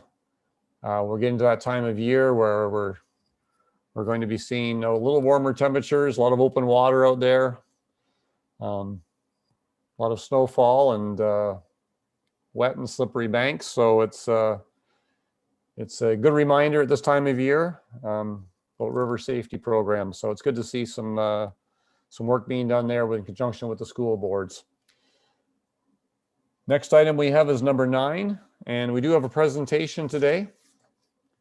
And Jenna Allen is going to give us a presentation. She, of course, is our project manager for the Thames, Sydenham and Region Source Protection Program. And she's going to give us a presentation discussing the 5 years now of Source Protection Plan implementation. So I think it should be coming up now on everybody's screen. And Jenna, I will turn it over to you. Great. Thank you, Mr. Chair. So 2020 was somewhat of a banner year for the Source Protection Program because as of December 31st, we are reached 5 years of implementation of our local Source Protection Plan policies. So because of that, and in light of the fact that the Source Protection Program has been recently moved under the Conservation Authorities Act as one of the core or mandatory programs that conservation authorities are required to implement, we thought this was an opportune time to give you an update about where things are at with the program, what we've accomplished over these last 5 years of implementation, and some of the changes we're anticipating where we're going over the next few years. So because we don't often speak to the board about the source protection program, I'm going to run through a few slides just to refresh your memories about the program and what it's all about. And really, it's hard to talk about source protection without touching on Walkerton, which was really the catalyst behind the source protection program. I'm sure I don't need to tell you about it, but in May of 2000, one of the town of Walkerton's main supply wells was contaminated with E. coli bacteria, which resulted in thousands of people getting sick and ultimately 7 people losing their life from drinking their tap water. So the result of that was an inquiry that was led by Justice Dennis O'Connor to look at what caused that event. And in 2002, he published his recommendations, which were that we needed to really do a better job of protecting our water supplies, our sources of water, and that should really be the first step in a multi-barrier approach to protecting drinking water. So with that recommendation, the Ontario government passed in 2006 the Ontario Clean Water Act, the goal of which is to ensure the safety of our drinking water and protecting it from contamination or depletion. So the Clean Water Act applies only to municipal residential drinking water systems, so it doesn't cover other types of systems like private systems. But municipalities have the option to bring those types of systems into the program. And likewise, First Nations also have the option to include their systems in the program. So this is an infographic. I hope you can all read it. It's one that was created by Conservation Ontario a couple of years ago, and I really like it because I think it does a nice job of really summarizing the source protection program. So as I mentioned, the program focuses on municipal supplies of drinking water, which 85% of Ontarians rely on. And although we treat our drinking water to remove contaminants, that can be an expensive process. And sometimes contaminants are impossible to remove. So really prevention is key to the protection of our water. And really that's what the source protection program is all about. It's all about prevention. So how do we do that? So under the Clean Water Act, there's local source protection plans in place across Ontario. And these plans and the policies contained in them protect over 10 million people in Ontario. So what do I mean by a local source protection plan? I don't think your slides are coming through. Are people not seeing them? It seems like we're on. Are folks not seeing them correctly? I just got a chat comment, sorry. Okay. And what I'm seeing, yeah, okay. We're on the first slide still. I don't know if whereabouts you want us to be, Jenna, but. Oh, really? Okay. That's funny because I'm on the 5th slide. Sorry, the 4th slide. There we go. Here, we got the map now. I guess that's, yep, page 4. There we go. Thank you. Yep, thanks, Chris. Okay, Yeah, carry sorry, on, I was Jenna. covered a little. I didn't catch it sooner. Sorry. No, that's we're all learning this stuff. We're going through. There we go. Okay, well, I'll just go back so you can see that infographic that I was talking about a second ago. But it was part of a series of communications products that Conservation Ontario developed and put out there. So it's one that we've shared widely, and it's a nice way to kind of summarize the program. So I'm sorry you didn't see that while I was talking about it. No, that's good. We've got it in front of us now. So okay, very good. Yeah, so I've taken it off of full screen mode. So I'll just go through it this way. Can you see my next slide now, which shows the map? Yes. Okay, great.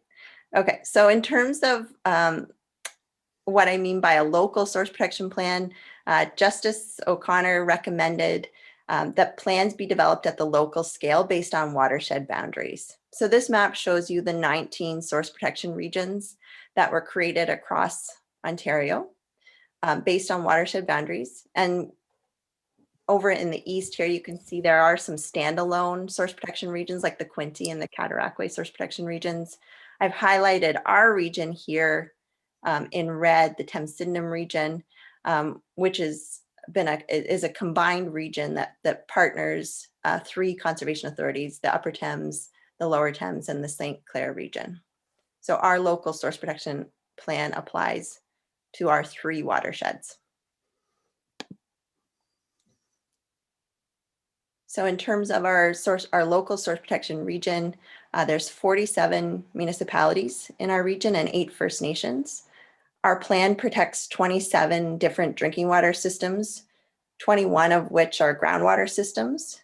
And it should be noted that 20 of those 21 are in our local watershed, our Upper Thames River watershed. And our surface water systems, of which there are 6, 3 in the St. Clair region watershed and 3 in the Lower Thames Valley watershed, are also protected through our plan.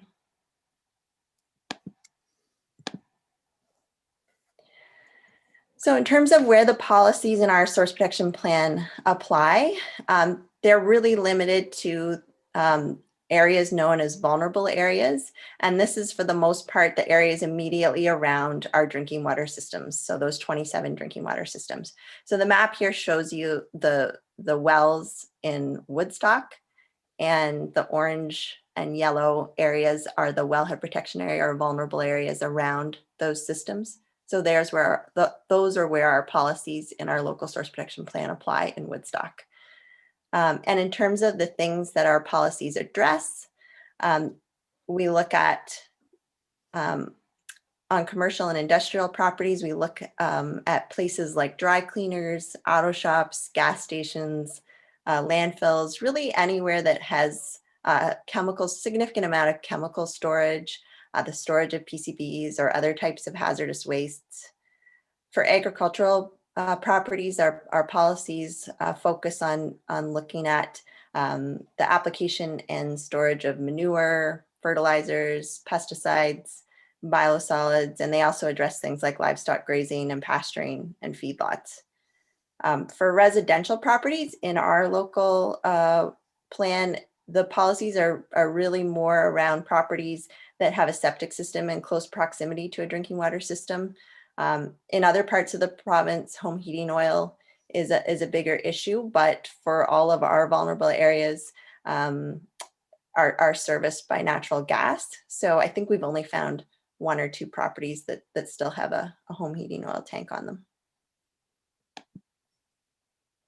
The types of tools that the policies rely on include things like education and outreach and best management practices. There's a few land use planning policies, and we require that all of the municipalities in the source protection region update their official plans and zoning bylaws to at least include the vulnerable area mapping.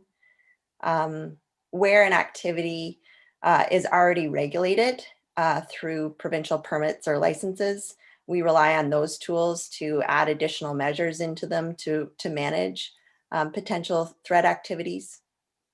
The one thing we talk a lot about is risk management plans, which is a new tool that was created under the Clean Water Act, where a trained individual known as a risk management official will go out to a property and negotiate with the landowner a series of measures to manage an activity that's a local and specific risk management plan. And in a few cases, we have some policies that directly prohibit activities. So in terms of what we've accomplished over the last 5 years, we definitely still have some work to do, but I think we've come quite a long ways. In terms of the policies that address significant threats in our region, 79% of those policies have been fully implemented now. So we've come quite a ways. The risk management plans that I just talked about, 57 of those have been established across the Thames-Sydenham region that are managing 117 significant drinking water threats. I think ultimately we'll have probably over 100 risk management plans in place across our region. So we do still have a ways to go, but we've come a long way with getting 57 of these in place. We have just over 200 septic systems that are in close proximity to our groundwater well systems that require inspection every 5 years. And over 170 of those systems have already been inspected through their first round of inspections. And this year, we'll see some of our municipalities starting their second round of inspections. Hopefully, you've noticed in the picture I provided in this slide, you've noticed while you're out driving some of these signs around. This was a sign that was that was designed by the Ministry of Transportation. And most source protection plans in the province have a policy recommending municipalities install these signs on local and county roads. So there's 900 of these that have been installed across the province, 157 of which have been installed in our source protection region. So hopefully you've come across or noticed one of these along your way. Some of the other things that we've been doing over the last 5 years to support the implementation of our source protection plan policies include the development of a lot of different types of communication products. One I'll point out, I've included in this slide here, is a sticker that we've been handing out to some businesses that have developed a risk management plan to put up in their windows. And if you can read it, it says, "We're committed to safe drinking water, ask us how." So those have been really well received. We've created a lot of fact sheets, flyers, and a banner that we've been distributing around municipalities to go up in their administrative offices. We've partnered with some municipalities to hold a number of open well events that have been well attended. For the septic inspections, we've offered some training sessions for our municipalities on where these inspections need to be done and what needs to be done to carry them out. The other thing to note about 2020 was that it's hard to believe, but it's been 20 years since the Walkerton water tragedy occurred. And because of the pandemic, a lot of the events that had been planned to commemorate Walkerton in 2020 had to be canceled. But a Trust the Tap campaign was rolled out across the province to really communicate how much we've learned since Walkerton happened and accomplished, and the importance of the source protection program itself. So I've included the logo in this slide from the Trust the Tap campaign. It was widely distributed through social media releases. We have it posted locally on our website as well, and it directs you to a web page that provides a lot more information about source protection. So in terms of what's next and where we're going, we're in the process. We've just started the initial consultation on an amendment to our source protection plan to address some things that we felt were an issue in some of our policies. For example, and some examples of things local to the Upper Thames watershed, we're proposing to add a new timeline to our risk management plan policies to sort of give risk management officials a deadline for getting those plans in place and established. We also are proposing to include some new prohibition policies that are specific to the town of St. Mary's wellhead protection area. Because of the sensitivity of that system, the committee that guides the policy development process felt that we should propose some new policies that are specific to the town. So we're just starting the consultation on that. We've also had some changes to drinking water systems that will be included in that amendment as well. For example, the City of London, which relies primarily on surface water through Lake Huron and Lake Erie, also had some backup wells that were just an emergency supply in case anything were to happen. And because the city has increased some of their storage capacity in recent years, it was felt that the wells were a bit redundant. So those were fully decommissioned this past year. So those systems are going to be removed. And alternatively, the town of Shakespeare and Thamesford have both added new wells into their system. So they're their vulnerable areas around their systems will be expanded slightly to include those new systems.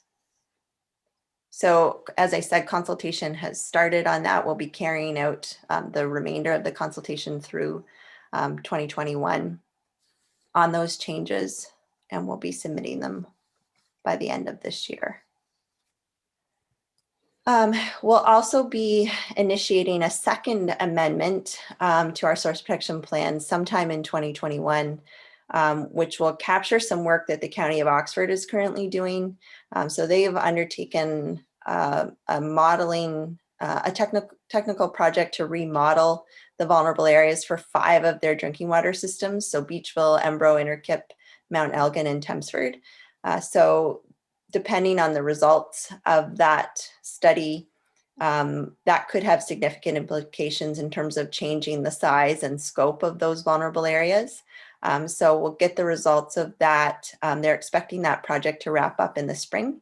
So once we get the results of that, we'll start to incorporate that into another amendment to the plan. And our plan is to time that along with some extensive changes that the province has been making to the technical framework for the program. That was started a number of years ago, and we've seen various drafts, and it's anticipated that this spring the final changes will be posted to the EBR by the province, which we believe will create some larger changes for our region. So some of them I've noted in my slide here are, we anticipate that there'll be some new significant threats that will be created in our region, specifically around the application of salt and the storage of snow. We currently don't have any significant threats in our region for these types of activities. So we're anticipating with the changes that the province has proposed that this will create new significant threats. So it will require us to reevaluate policy, review the policies targeted at those types of activities, and to address some new threats. Also some changes to above ground fuel storage that we think will create some new threats in the region as well. So we're anticipating that amendment process to start sometime this year, probably later in the spring or summer. So those are the things we're looking forward to, and I'm happy to take any questions. Great. Thank you very much, Jenna. Does anyone have any questions at all?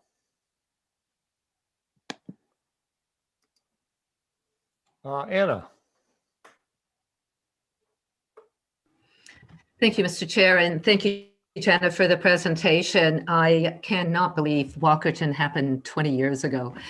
It just doesn't seem that long ago. I have a question around our risk management practices, and you did speak right at the end of your presentation about significant threats. And given that we've been in a pandemic this past year, COVID-19, has that been a conversation with our drinking water? I don't know the science behind COVID-19 or any other threats that we may have to encounter going forward, but has that been a discussion when it comes to our drinking water?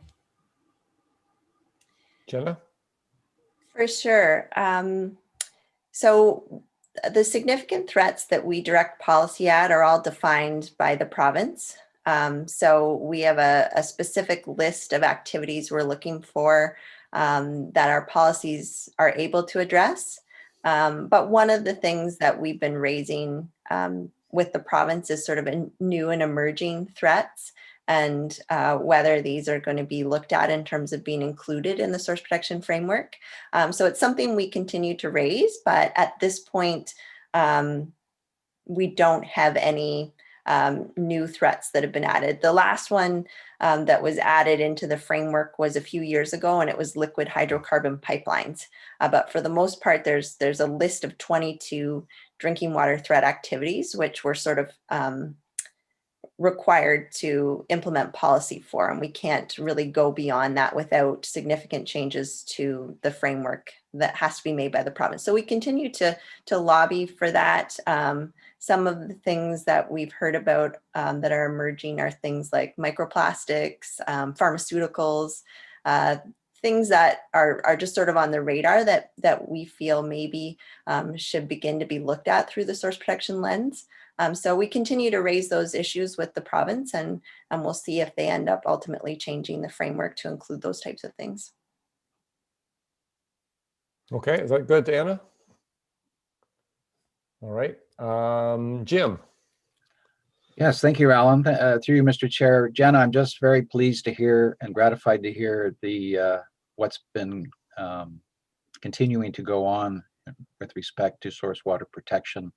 I was on the original Thames Sydenham source protection planning group, along with Joe and Murray Blakey, who was a past chair of the board and since 2007, 2008. So I'm gratified to see that it's progressing and how it's evolved, and to where we're looking back 5 years. And yes, I can't believe it's 20 years since Walkerton.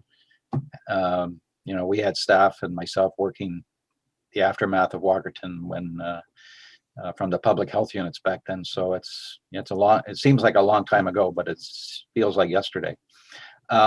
You mentioned the emerging issues. I mean, one of the more scary, they're all scary, but one of the more recent issues that has emerged in Florida with cyber security of municipal water treatment plants and trying to protect from being hacked, and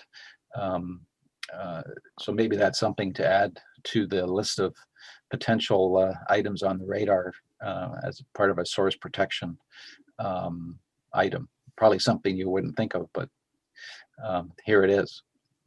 So again, thank you very much for your continued work on this file. Good, yes, certainly. Who would have thought some of the threats we traditional threats, and as you say, Jim, emerging threats we never would have thought possible. Brian.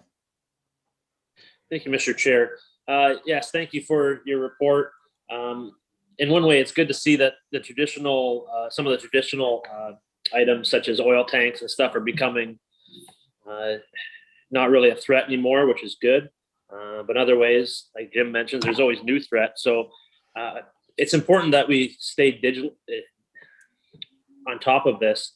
And I hope we don't see what happens a lot of times in history, that as you get further away from an incident that caused something to start, memories fade, and the importance of that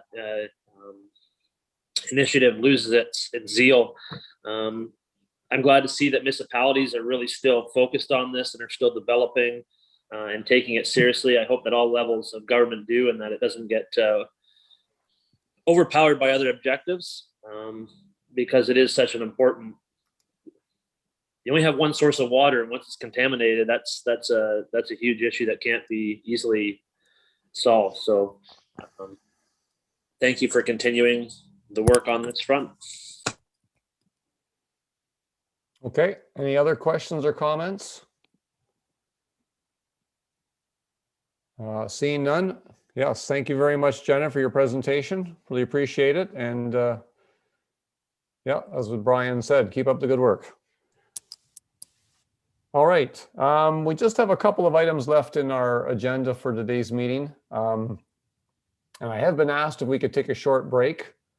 So maybe I think we've only got about 15 minutes, 20 minutes left to go, but if everybody wants to take a quick 5 minutes, head to the washroom, grab a drink, and we'll get things set up, and our next item will be a presentation. So it's about 11:30 right now, so let's say 5 minutes, and then we'll carry on with the meeting.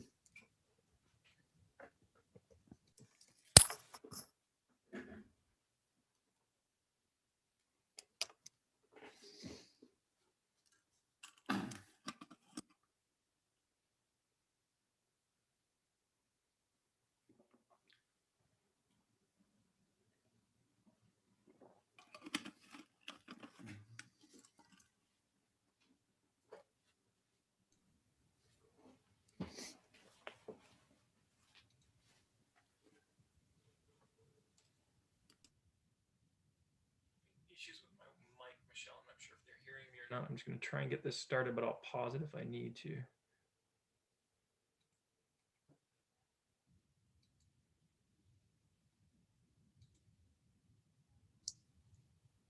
Yeah, Chris, I want to, I've got some remarks. I'll be about 5 minutes before we start the video. So I don't know if you can have the opening screen there on pause. Let's try it and see.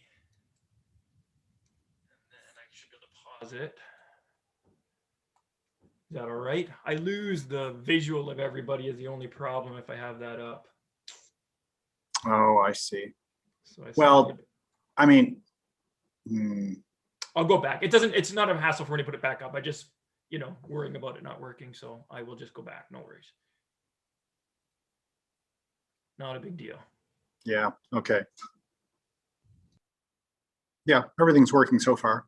So was Jenna's issue, was that on your end or was that on Jenna's end? I think it was on her end, but I was looking at the dot because I was getting a warning on the YouTube live streaming one, so I pulled that so I didn't notice. And then all of a sudden I got a text and a Oh, chat, okay. so. Okay. Yep, no, it's working so far.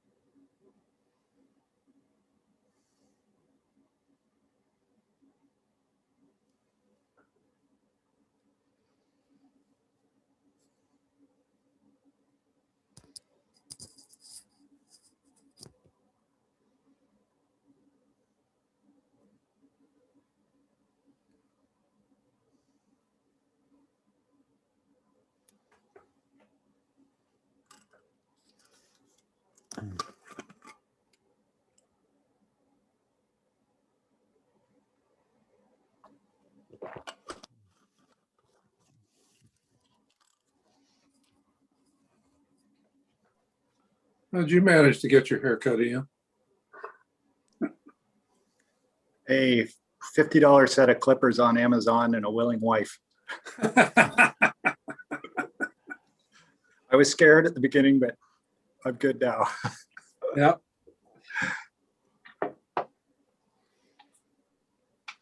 Sounds like they're both good investments, Ian. I'll pass that along.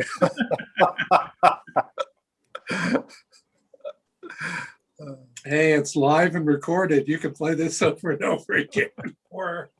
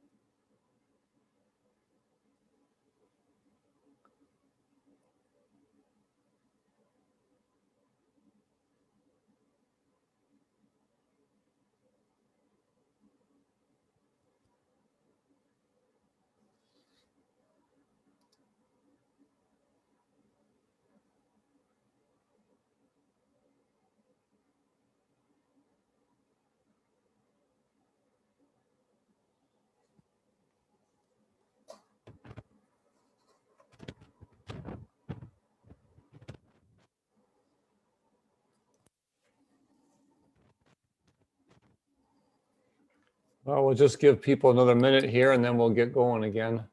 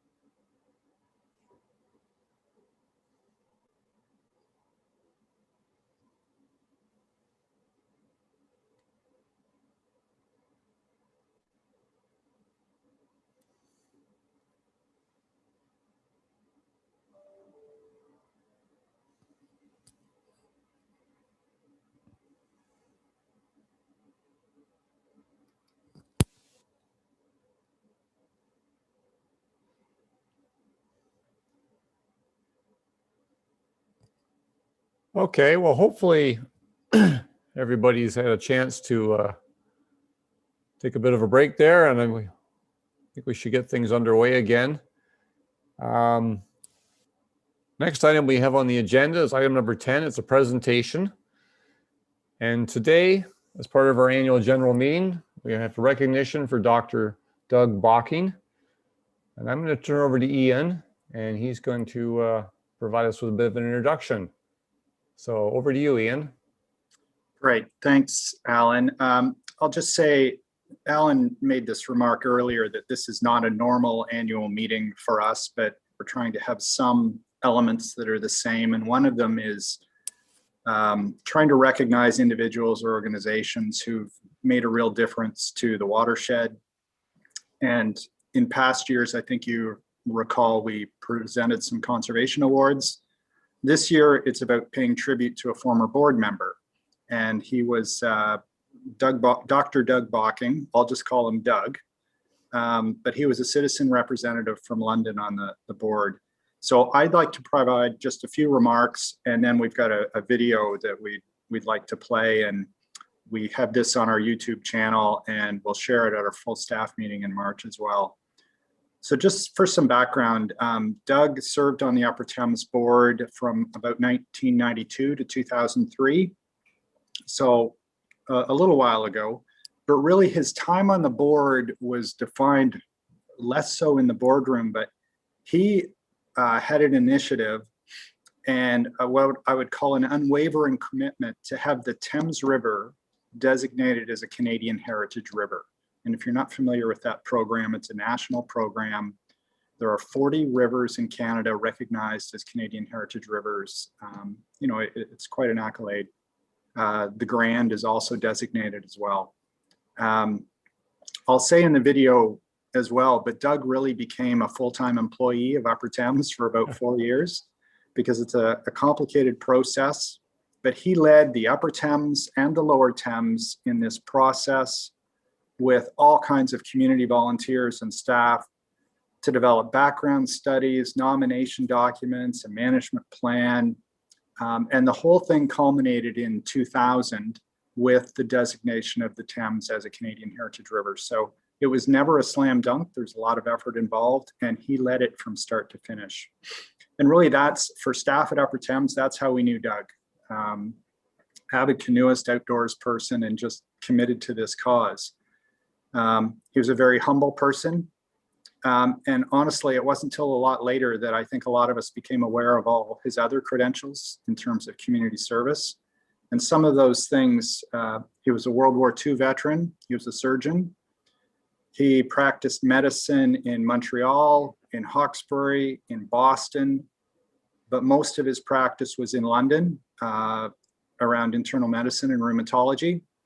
He was Dean of the Faculty of Medicine at Western from 1965 until 1978. And then he followed that up. He was Vice President of Health Sciences at Western until 1984, then Vice Provost of Health Sciences until 1987. So His medical career was very distinguished. He was also the founding president of the London Canoe Club, which explained his interest in the river. He was founding chair of the board of directors for Fanshawe College. He served on all kinds of boards, as you can imagine, many health-related, but also the YMCA, intercommunity health centers, all kinds of things. And in 1999, he was recognized or appointed as a member of the Order of Canada for all these contributions. So very distinguished, very servant leadership type of style. But he, you know, for those of us who worked with Doug, it was probably the smaller things that were impressive. He was always active. He ran with Terry Fox in 1980 when Terry Fox ran through London. He was always active, did every Terry Fox run every year. And when he turned 94, he decided to join a gym for the first time. So just a very motivated, inspiring individual. He also always kept in touch with us at Upper Thames. He remembered everybody's names, always asked about how things were proceeding and progressing, and he was on current issues, whether it was removal of Springbank Dam or whatever it was. He was always making phone calls, which were very welcome. But Doug passed away this past March. He was 4 weeks shy of his 100th birthday, but he was honestly a full-time supporter of the Upper Thames, not just restricted to his board tenure, and the Thames River. So he was a mentor to me, and I'll express that in the video, and to staff. And he's one of those individuals who made a real significant difference in this watershed. So we have this video, and I'll ask Chris to cue that up now. And while he's doing that, I'll say we will absolutely plant a tree in our members' grove in honor of Doug, and we're going to rename the canoe launch at Fanshawe in Doug's name as well, as a recognition. So, Chris, if you can start the video.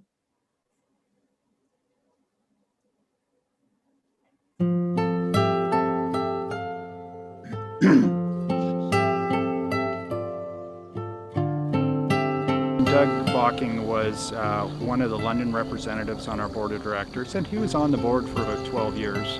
It was his interest and his idea to have the Thames River nominated as a Canadian Heritage River. And Doug's background and his passion was canoeing and the river and the environment, so it made sense. But he very much dragged the authority along with this idea at the beginning, and I had the pleasure of getting to work with Doug very closely for about 4 years, working daily with Doug on this initiative. Well, Doug certainly taught me about leadership. He seemed like a very quiet, humble individual, and he is. And yet you quickly learned that he had a gift for mobilizing the community and getting things done. And one of the things I remember very clearly was Doug organizing one of the early meetings to get people interested in the Heritage Rivers designation. So after the meeting, there was a few of us standing in the hallway with a kind of a dumbfounded look on our faces. And I recall it was Glenn Stott, who became a real linchpin in the whole effort. He was a local principal and historian, and Gerald Killen, who was principal at King's College. And the three of us were looking at each other with a WTH look, because we'd all come out of the meeting volunteering for at least 2 committees and other efforts. And we were wondering, how did that happen? But that was definitely one of Doug's gifts, was to get you excited about a project he was involved in and get you to want to work with him. And that was a lesson we learned over and over and over for the next 4 years, but it was a pleasure to do it. Looking back, Doug was the reason I got hired at the Upper Thames all those years ago. They needed background researchers to write the background study for the Thames River report, and I was hired, and Doug was the chair of the background study committee, and he didn't do any of the writing, but he made sure all the timelines were in place, everybody was getting along.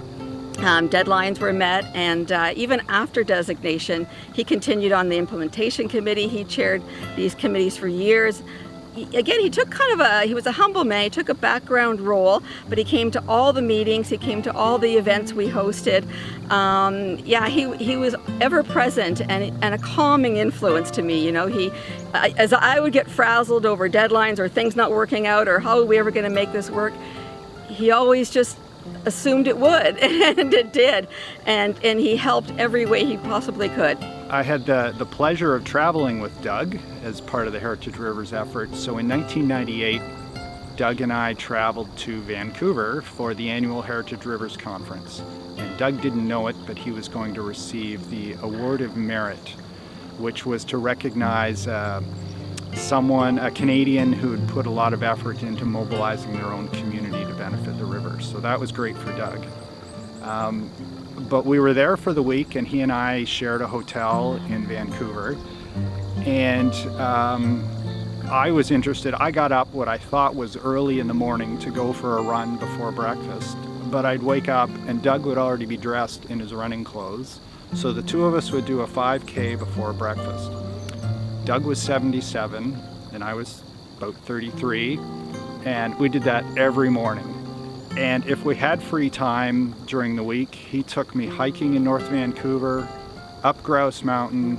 We hiked all through Chinatown, all around UBC, and it was obvious his interest was making sure I had a good time and saw things that he was passionate about as well. Even after the implementation committee, you know, sunsetted and we didn't have a committee that was meeting about the Heritage River much any longer, Doug was well into his 80s and 90s, and I would see him every few years.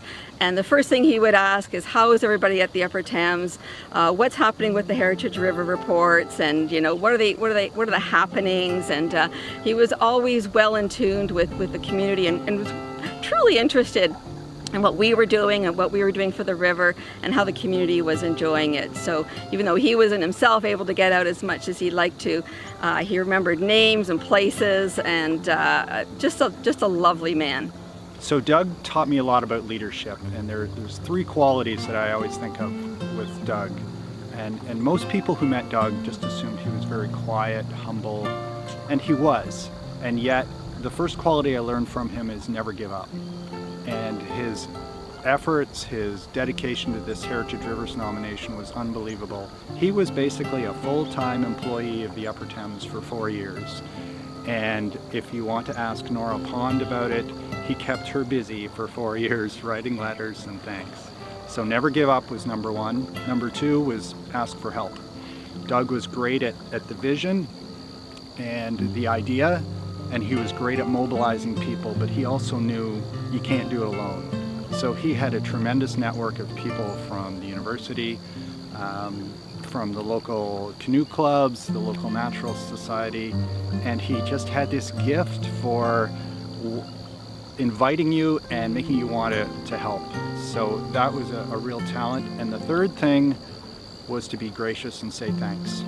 And he went out of his way, and he was what I would call old school formal in writing thank you letters for every meeting that he ever had, for every individual he ever worked with. And again, you can ask Nora Pond, because for 4 years I think she typed thank you letters as her primary responsibility. So those three qualities I've kept in mind. It made Doug a pleasure to work with, and every project he pursued, it made it successful.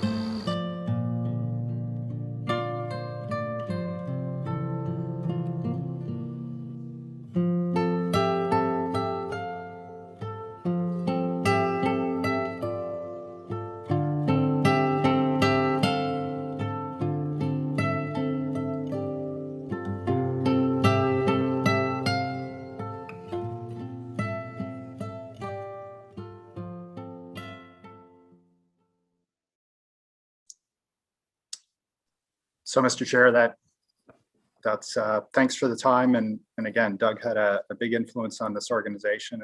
And if you hear references to the Thames being a Canadian Heritage River, Doug's the reason that happened. So I'll turn it back to you. Oh, very good. Well, thank you very much. And thanks to all the staff involved in putting the video together and getting it all organized. Certainly a very good tribute to a very fine individual. And as you say, somebody who was instrumental in us becoming a Heritage River. And that's a select group right there. There's only so many heritage rivers across the country. So anyone else have any comments at all they'd like to make? If not, next item is number 11, other business. We mentioned the letter that email everyone received from the mayor of St. Mary's. So we're going to be dealing with that in the next day or two. And also, board members may have heard something in the news about Deloitte. Deloitte is our auditor, and they have sold a part of their business, has been purchased by M&P. So there's going to be some decision that's going to have to be made going forward there. Deloitte will no longer be able to do our audits. So the Finance and Audit Committee will have to look into next steps.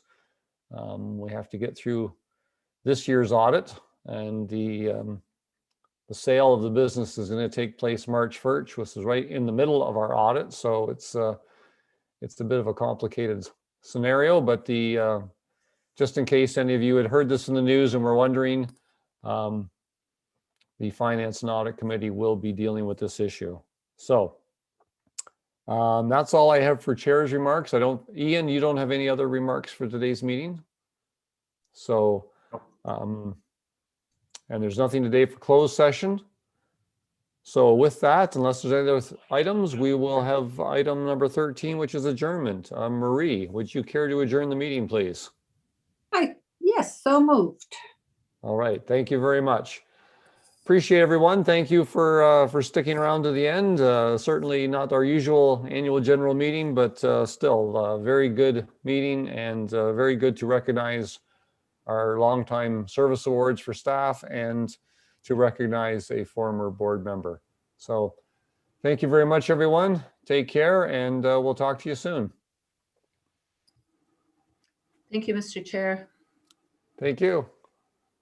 Ms. Harrington, can you leave the meeting running so that Alan and Sandy and Michelle and I and Brian can have a conversation? We're gonna have a quick little Take chat here. the live off. Yeah. Yeah. Alan, I don't know if you want to follow up on that Deloitte thing. It sounded to me a little confusing about who's doing